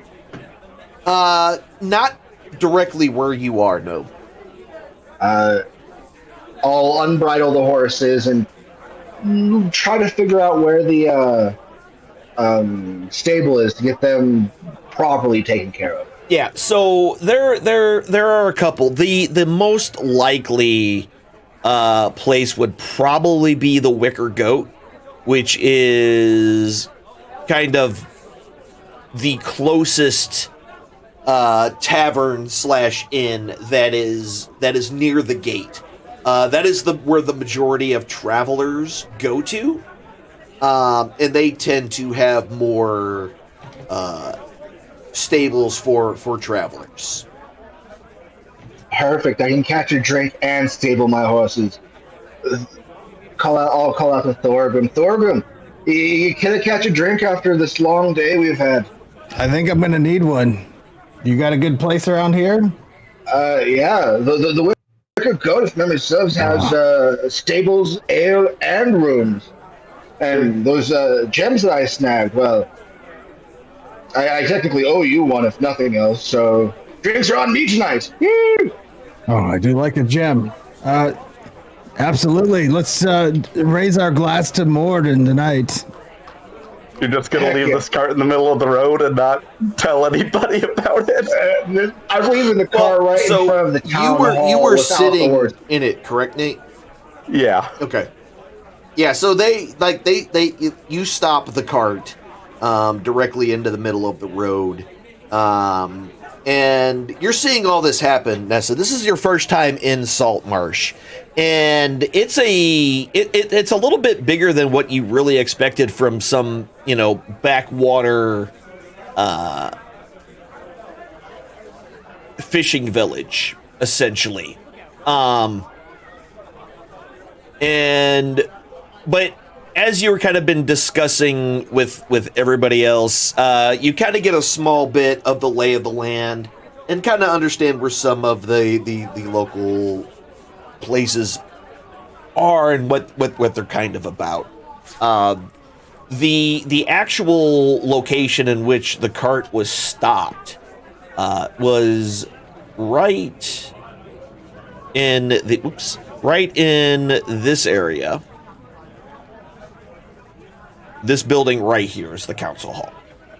So this is where you all went from the front gate, which is, of course, right here. So it took a little bit of time, kind of going through the outskirts. You did pass at least one rowdy bar, which was, again, the Wicker Goat. That's a name that you've heard because you've seen the sign as you're going into town. And you stop in front of this larger building with a large bell tower on it. So you guys are talking about leaving. What's Wilvane doing? He's just preparing to go inside. Okay. All right, so he's preparing to go inside. What's everyone else doing? I'm worried about turn on the hazards. In the middle of the street, yeah. Parking a cart illegally in the middle of the road. What else are we supposed to do with it, Nate? The town hall wanted it, so the town hall gets it. I don't know, like pull over a little bit more so people can get through. I guess. Well, I'll try to pull them off. Before I do the horses, I'll try to pull the cart just a little bit more off the road. But okay, the level of care Mel is feeling right now is about as deep as the bruise on his forehead from hitting the dirt so many times. So he's out of flux, essentially. Okay. All right, you don't care. Got it. All right. So what are the rest of you doing?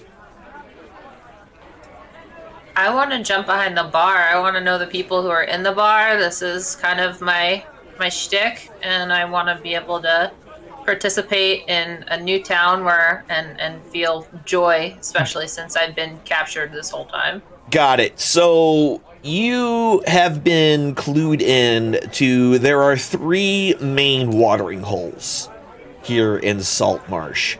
One was already pointed out to you, and that is the Wicker Goat. That is generally where most travelers stay. It is the one that's closest to the main gate. So it's the only one that really has any kind of stablage or anything like that, and is truly an inn. It does have rooms to rent and things like that. Across the way from where you're currently standing, across the bay, is a rickety building that is essentially halfway built into the bay itself on pylons, and essentially it looks to be like they built it on top of a pier, essentially, and you can hear a lot of rowdiness happening from across the way. That place is also pointed out to you and is known as the Empty Net. And it tends to have less savory individuals there. It's a rough and tumble type of place where you're as likely to get, stabbed as it is get a drink. And actually I forgot about this one. The snapping line is the one directly next to the town hall. Okay. And what's interesting about the snapping line is that it's been 100% made from the hulls of old fishing ships. So it has this kind of angular weirdness to it, and you can just see the history of the various ships that were used to make it, just kind of all over the place. the town itself smells of smoke and fish. That's pretty much what it smells like the ocean, and it smells like fish. Okay. So I want to go to there. Which is there? The salty line. What was it? The snapping line, the one right next to the council hall. Okay, so you head off in that direction, and so what's everybody else doing? Because I know Mel, you kind of pulled it off to the side, the cart. I'll be taking those horses to the Wicked Goat, and trying to get Thorgrim to come with me for a drink and that kind of thing. Nate. So they pull the cart off the road and just kind of leave it there in the middle of the road, and Mel starts to work to remove the horses off of it, and then the Nessa just seems to wander off to the snapping line next to. Apparently, the sounds of revelry and drinking have caught her attention.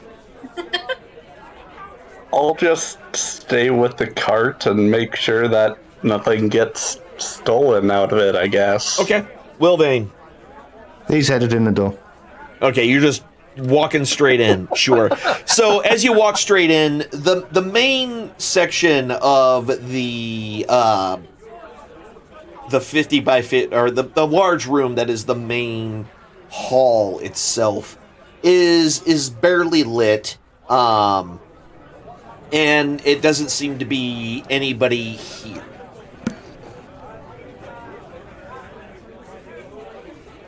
Anders Salomo!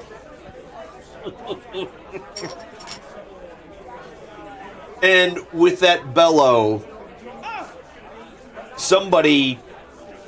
the door on the left-hand side opens up, and you see a hand with a candle and a face, a very pale face, kind of peer around the corner of the door. Oh, it's you. So I take it you and your crew have returned? I, Wilvane Saverly, have got your rocks and your ore in a cart outside. Oh, indeed. Well, I'm keeping the faces this time. I didn't know we asked you. So, I need to gather. Please be patient. This was. We knew you had left, but we didn't expect you to come back with anything. Nor did we. Just bear with me.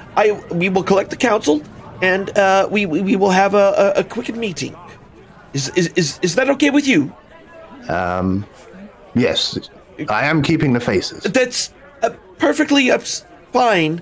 I don't know anything about faces. You can do what you want with the faces. I will be right back. Please do not knock on any doors. Just sit patiently. We will be with you as soon as possible. And with that, the candle kind of dips behind the door. About an hour passes before a lot of the rest of the crew, the rest of the group comes in. A couple of them look kind of annoyed. And it looks like the older lady, Ida, is very... Well, let's just say it seems like she's been imbibing some adult beverages and is feeling pretty okay.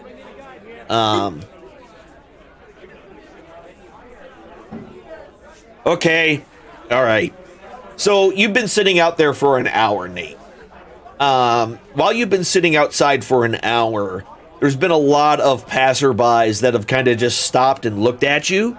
Some whispering, some not. You've noticed that the cat seems to have found a spot to just curl up and lay down directly in the center of the cart. The rest of you, Nessa, it doesn't take you long to kind of walk into the snapping line, and the first thing that really catches your attention is how pungent this place is. It smells like a fishing boat. It just reeks of fish. But it doesn't seem to matter at all.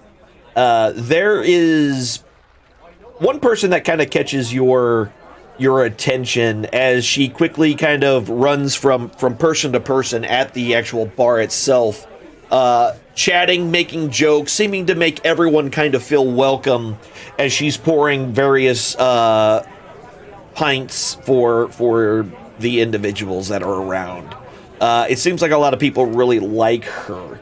And it looks to me like she's the bartender.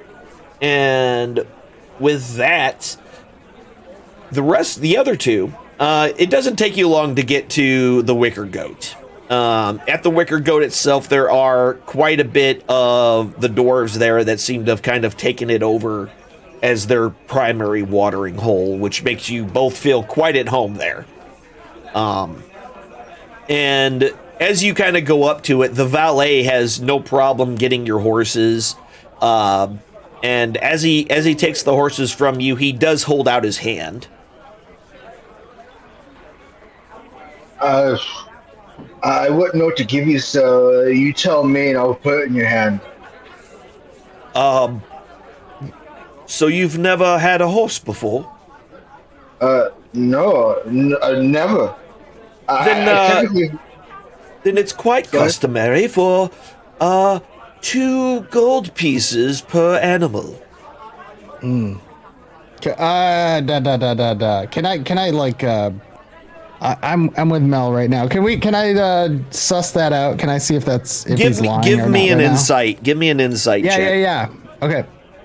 Let me find that.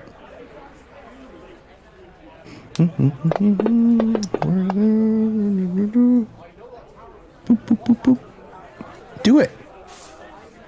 Here we go. Nope. I have no idea. So does he not get advantage for being a town guard? No. I have no idea. No. I don't know anything about horses. So, maybe. As far as you know, it sounds right to you. Yeah, give it to him. All right. But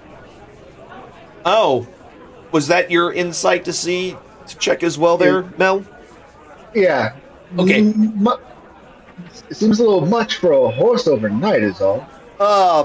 So you realize that after he had essentially learned that you have never, stabled a horse before, that he definitely, there's a flush in his cheeks and a kind of giddy, like a little bit of glee in his eyes that maybe he's going to be getting a larger tip than what is normal from you.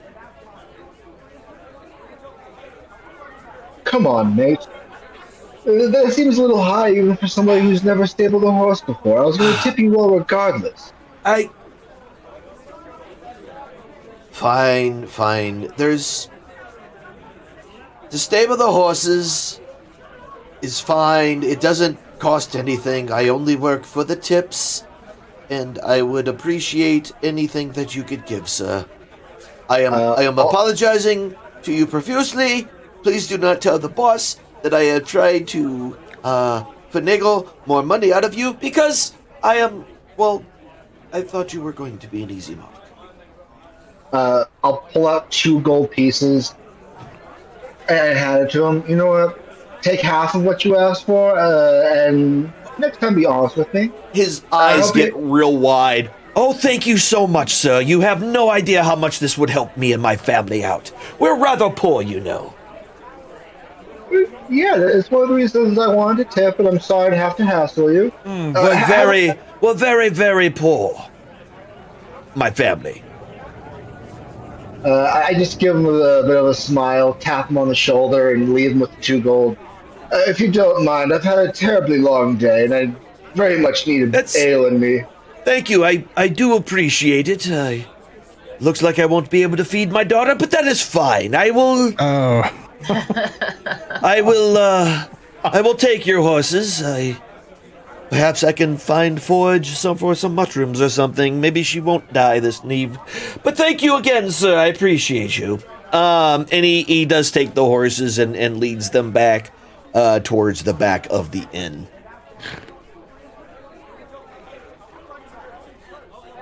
You definitely have the rowdiness of drunken dwarves is the first thing that kind of greets you as you walk into this place as well. Oh man.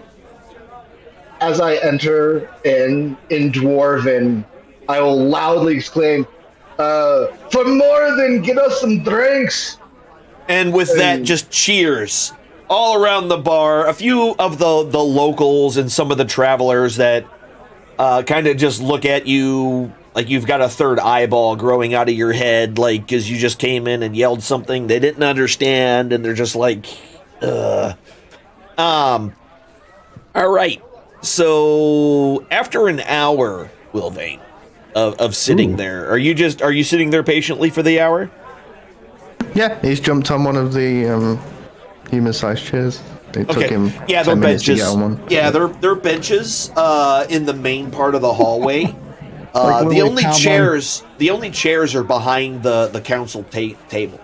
Oh yeah, he's on the chairs on the council table. I figured. Okay, yeah. So climbing up on some.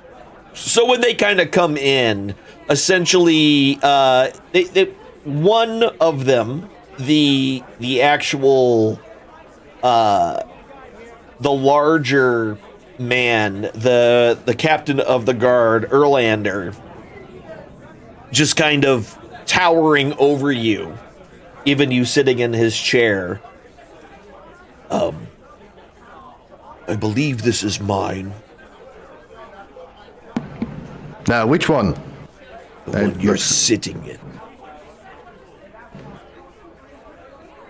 It looks down at the faces. I'm not sitting on. This one. He takes the one off the back of his belt. I am not talking about that gristle that you keep on your person. I mean the chair that you are sitting in. Please remove yourself from it. It took me a long time to get up here. Would you mind? It'll take a short time for me to get you out of it. That would be very nice. Oh, and with that, he literally just, with unceremoniously, with a man that has dealt with probably countless times of being talked back to by young impertinent guards, essentially quickly grabs the chair and yanks it out from underneath you. Give me a dexterity check. Well, I meant pick me up, not the chair. And if you have, we'll make that an acrobatics check.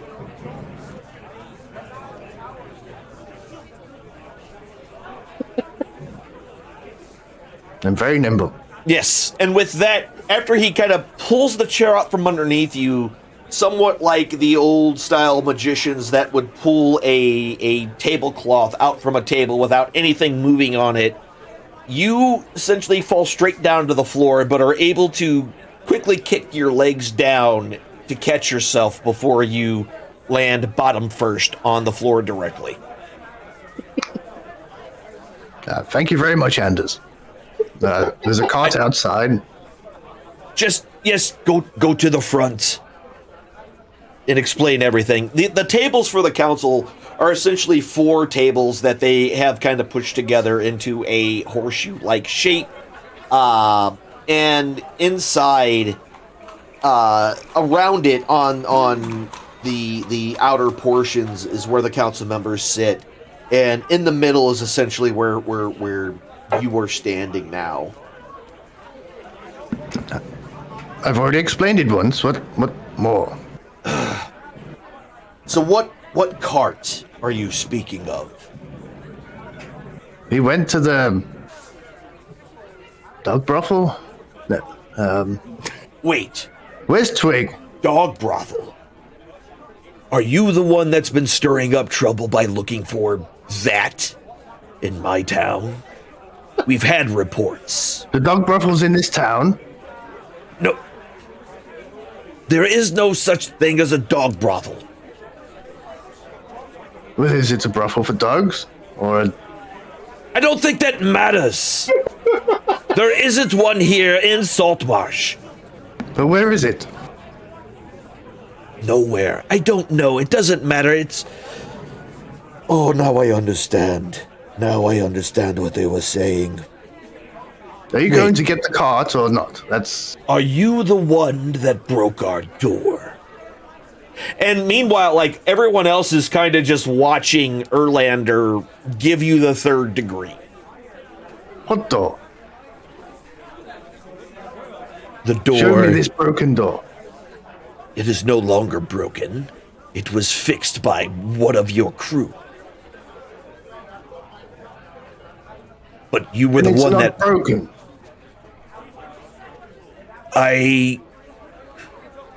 One of you please handle this. I do not have the patience for this right this second. And you can kind of see over on the other side the older lady, human woman, kind of just covering her mouth, trying not to just laugh out loud at the whole situation. All right. Okay, I think I know what you're doing. I don't know. What? Okay, you said you got a cart outside. What's in the cart? Stolen ore from the town. Wait, you found that ore? Yes, we killed the big people. These are their faces. I'm keeping them, and the cart's outside. It's very simple. What? And the dwarven woman, the leader of the mining contingent, jumps to her feet and just rushes out to the front. Nate, you hear the sudden outburst of the doors being kind of slammed open from the main council chamber, and you can see Monastrad with her bright red hair just barreling towards the cart and unceremoniously just unties one of the ropes and throws the tarp over. And you see the tarp basically sail and land over top of the cat. And she starts to kind of pick it up and look at it and takes a tool from her belt that she had hanging there and starts to hammer on it and holds it up to the various torchlights that are around the town, try to get a look at it. This is silver ore. You did find it. We hoped it was yours. And by the way, Nate, now as you say that, you feel a presence behind you. I like presents.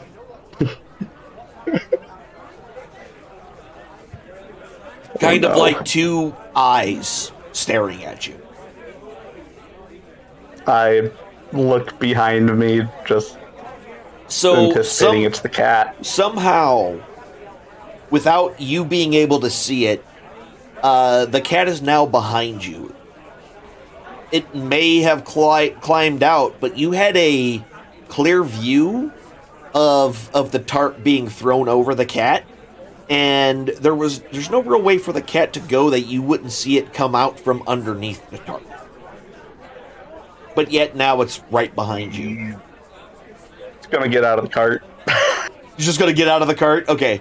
Both of its eyes, by the way, seem to have a slight glow to them in the darkness. So, yeah, you jump out of the cart, but Monastrad pays you no mind. She's just kind of fawning over the ore and things that have been brought back. And at the doorway, more of the rest of the council members start heading out. Wilvain, after you mentioned the cart and the ore, after Monastrad ran out, the rest of the council members got up and started to move outside as well. Okay, Wolverine will follow them along. Okay. So yeah, as you follow them all out, they're just... It's all here. It's all here. This is all of it. How did you... Where did you... Oh. I don't know what to say. Thank you, and I'm keeping the faces. Faces? What? Yes. And they all kind of turn and look, and they realize that you have a belt full of about, I don't know, what are you sitting on, 16, 17 faces now? That's, I don't think anybody, why did you take faces? He thinks you guys wanted them because we got a bounty for them last time, and it's his fetish or something. Let's go with that. Pay him no mind.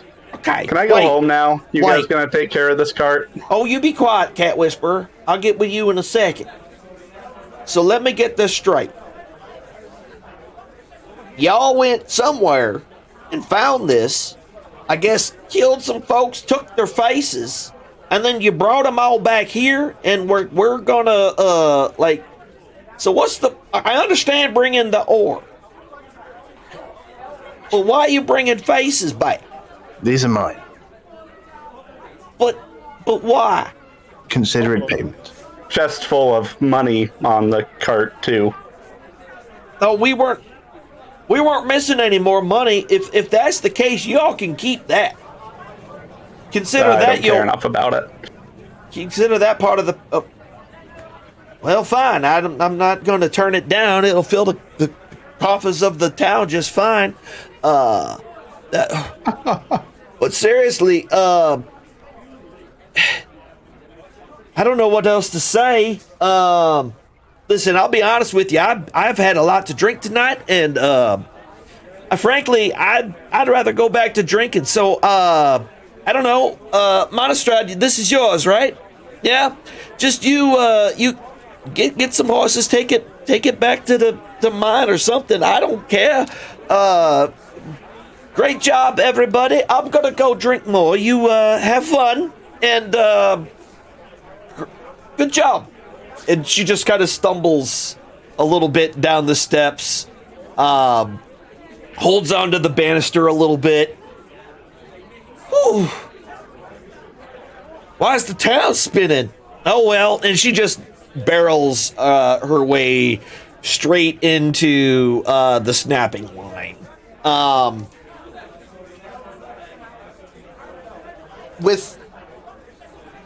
You're getting stared at pretty hard, Wilvain, by Erlander. The bulk of his body, his arms scarred with many battles, and he's just staring at you. Can I help?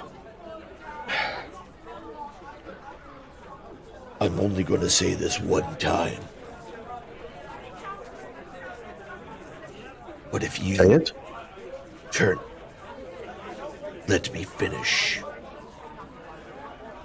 If I find that you are collecting faces to do something nefarious, if I find that you are going around murdering innocent people, I will find you. And you will rue the day. Do you not eat animals that are innocent and they have faces? Not by the time I eat them. So you remove the faces before you eat them? No, I do not do anything. Somebody else does? That's not the point. The point is that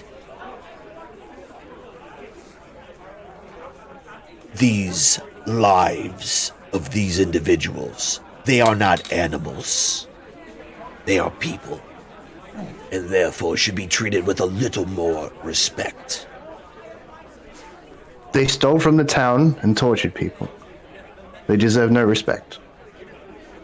They deserve enough respect to not have their faces removed. I will be keeping the faces. I don't care what you do with them. But we will be watching you.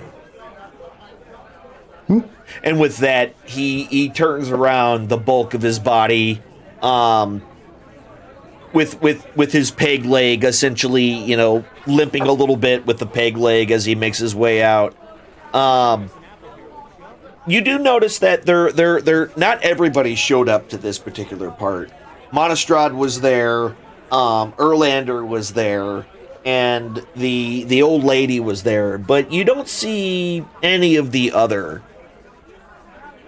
members.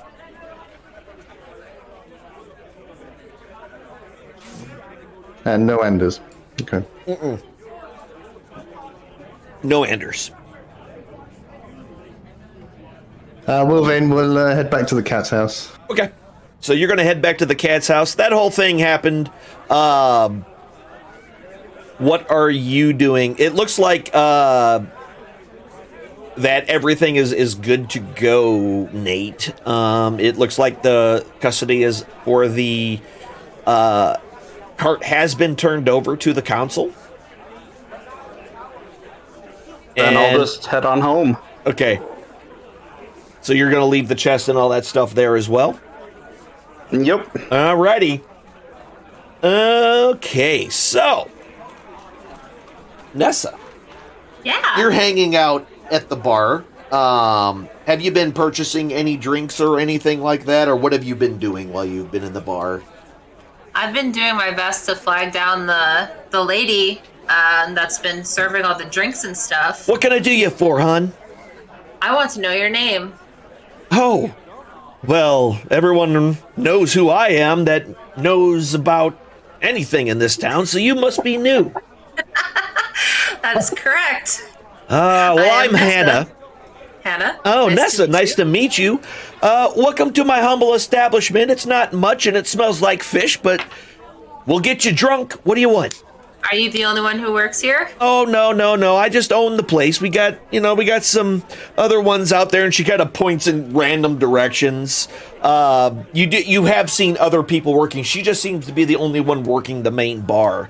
The rest of the place, with all the tables and things like that, have various waiters and waitresses that have been, bringing them their various beverages and the occasional meal. Okay. Well, I'm new to town, as I said, and I am curious about a job, either being your bard or as a keeper here. I did that in a past life, and I would like to continue serving the public. Oh, so you sing, do you? I do. Do you dance? I do. What instruments do you play? Play the lute and the lyre and the drum. Just a regular one-lady band, aren't you? That's correct. Oh, well. I tell you what, love. There's the stage. And she kind of points to a single stool that's just in the middle of the place. Like, it's not actually a stage at all. It's literally just an empty stool in the middle of this crowded tavern. Why don't you sing us something? And then we can talk. Sounds good. Oh my god. Okay. Bottle of wine, fruit of the vine.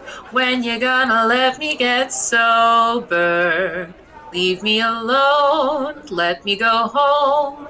Let me go home and start over. Rambling around this dirty old town, singing for nickels and dimes. Time's getting rough, I ain't got enough to buy me a bottle of wine. Little hotel, older than hell, cold as dark as a mine. Blanket so thin, I lie there and grin. Buy me a little bottle of wine. So, you didn't notice this while you were singing, but all conversation in the place has stopped. It's super quiet, and all eyes are on you. And as you finish and notice this, suddenly somebody from somewhere in the back just starts clapping and cheering, and more of them start to get on it as well and start also cheering. And the next thing you know, the whole place is just swarming with noise and excitement. And it really sounds like you have hit some kind of set with these people. Go ahead and give me a performance check, please. Okay. That is skills, performance. We'll click. Click? There we go. Yep. So with that, you start to kind of get some coins kind of being put at your feet. There's really not a container or anything, and there's a few copper coins that kind of get thrown up on the little, just underneath the stool that you're basically sitting on in the middle. You do see over at the bar a very impressed looking Hana. A very impressed looking Hana. And as things kind of, as everything kind of dies down a little bit as far as the excitement and things go, essentially now more interesting, they go back to kind of their conversations and things like that, becoming essentially like you came out of nowhere, but now they're kind of back to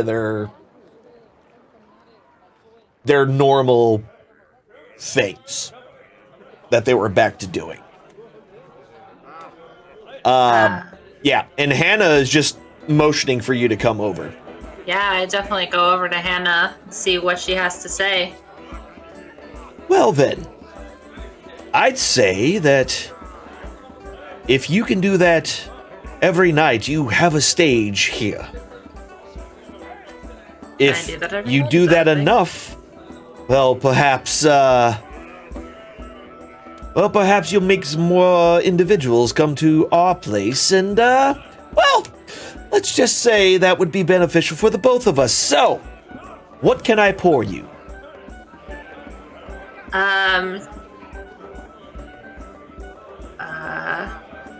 Something cold. Cold? Aren't you a fancy one, dear? We serve two things here. They're either going to be wet, or it's going to smell like fish. Cold is not a thing we do here. I don't know.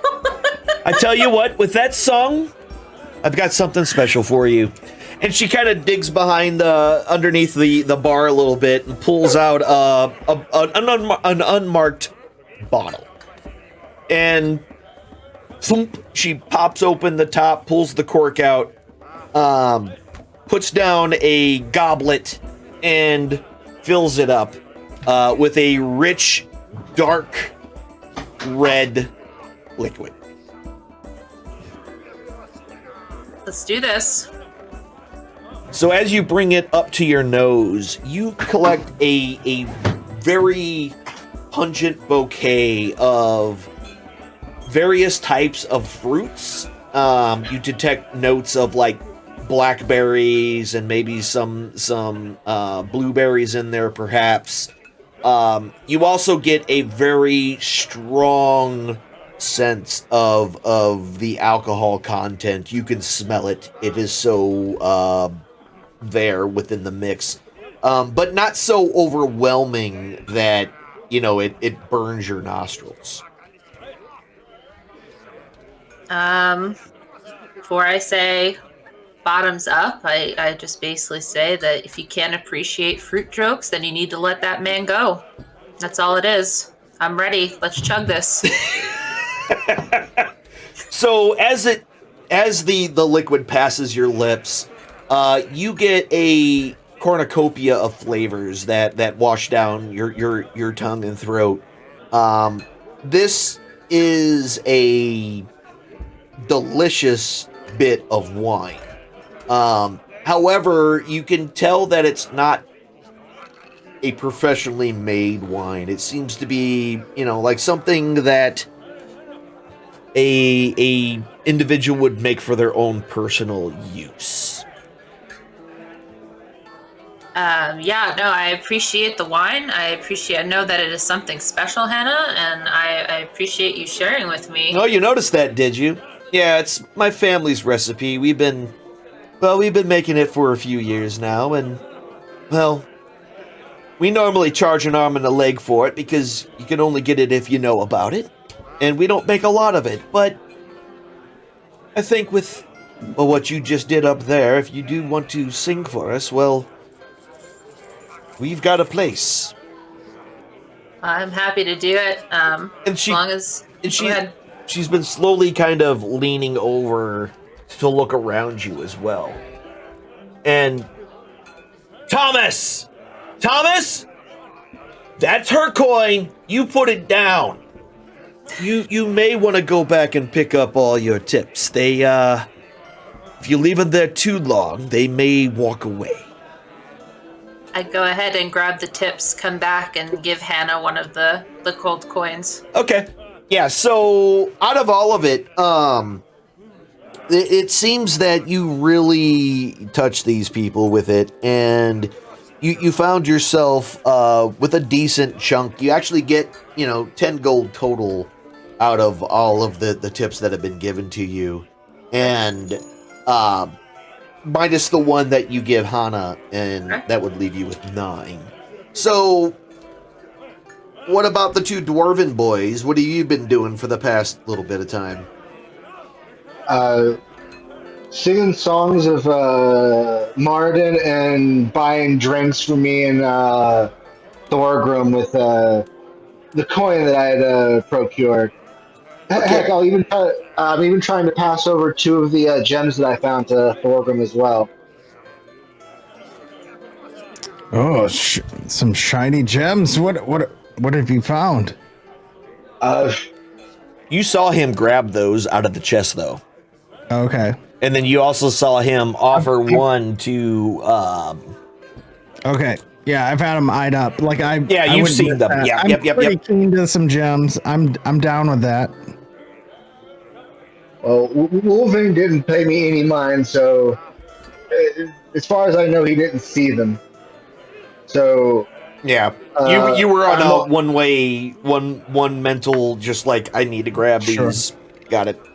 Right. So I will take anything that Mel hands over. I'll buy the next round as well. Okay. Sure. Do you know about the party sheet? You're out. Nope. Yeah, the party sheet is essentially the little button that looks like 3 people. Okay. And once you're in there, if you go to the inventory section, there's a spot in the middle, or where did they put that? It's the inventory tab in the middle. Yeah, okay. He put the parcel items that he put in there. You can grab those and put them into your own inventory. Oh, things here. Yep, that's how you pass them between each other. Oh my god, we're gonna have to talk about this off this thing. Yeah, no worries. So you guys are drinking all night. It goes out without a hitch. Nessa, you made a new friend and started to, sing for your supper and made out pretty well for your first soiree. And everybody else, Nate, and so as far as sleeping arrangements, I know Nate is already headed to his house. Wilvane is also headed to that house, correct? Yes. Okay. So those two are sleeping there. He's not sleeping yet. Okay, well, I got it. I'm just saying the sleeping arrangements for the evening. And then what about you, Nessa?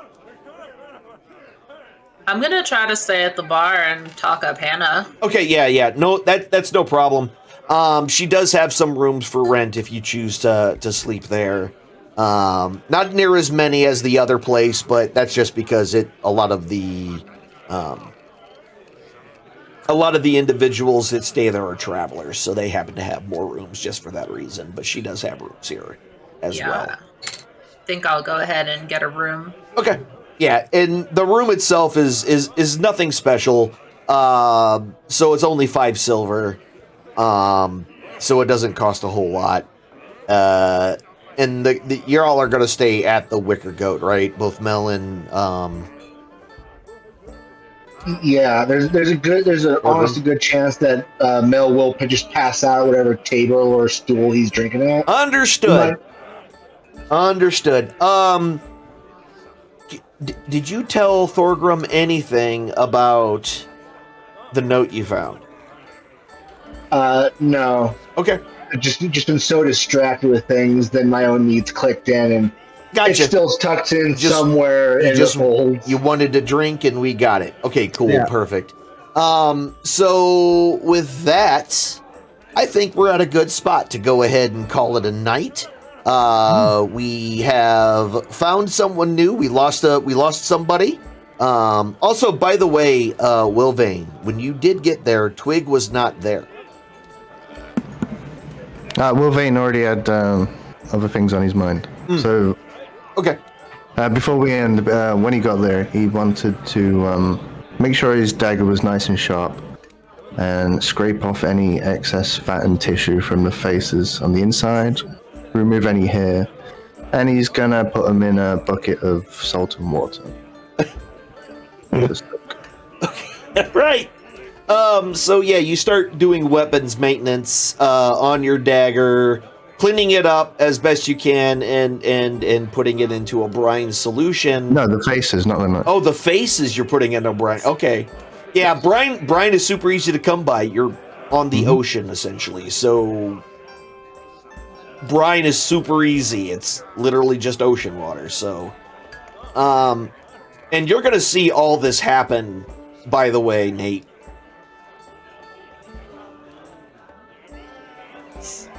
Tell him to do it outside. I don't want face inside my house. No faces inside my house. You want me to take your face outside? Think your face is outside. Mine's good right where it's at. So I believe Thorgrim's been like hanging at. I think this is the inn that Thorgrim's been hanging out at, but he hasn't been partaking in the bar. So tonight was a night to hang with Mel and chill and do some cheers for the adventure we've been through. But I'm feeling pretty wrecked. Yeah. From what we went through. Having a awesome. Wilvane will gladly do it on the doorstep. That's... Sure. All right. Yeah. So you're outside panning face. I don't know. You're salting faces.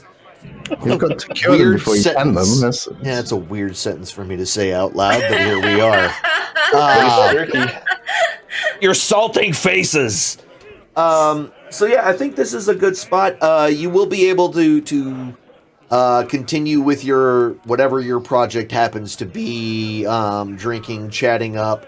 We'll talk a little bit more about that offline, and we'll talk about that more. But I think this is a good place for us to stop. We got a new player. By the way, everyone tell Rusty Panda she did a great job. This is her first time ever playing Dungeons and Dragons. I think she did great. I think she did wonderful, and you should all tell her that she did wonderful too. Speaking of, you can find her. You can give me a shout out for the Rusty Panda. That would be absolutely amazing. She is also a streamer here on the Twitch. I should probably go to the page where you can actually see it show up. Here it is. We did it. Not only do we have the Rusty Panda, but we also have one Captain E-Rock as well. That guy. This guy here. Skip that This guy, Captain E-Rock. Playing some Tiny Tina's Wonderlands. Next.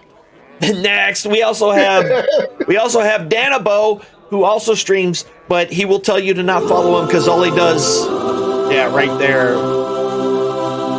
he'll tell you he just does boring political stuff. But if you like boring political stuff, go follow Danabo. Go see what he's got going on over there.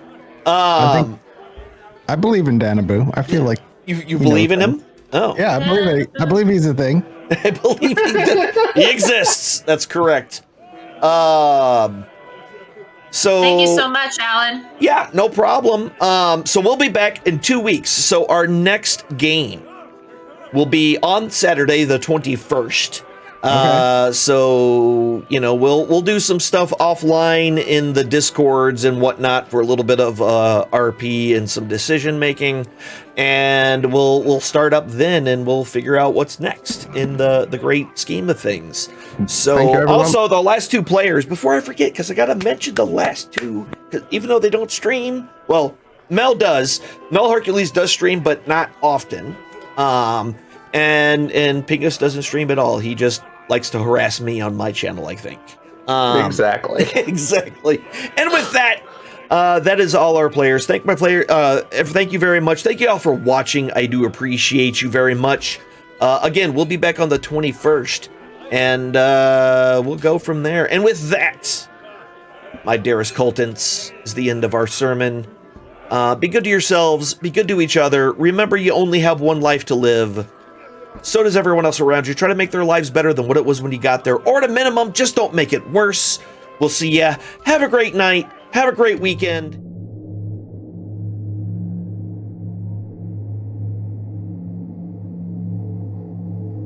The eye rests.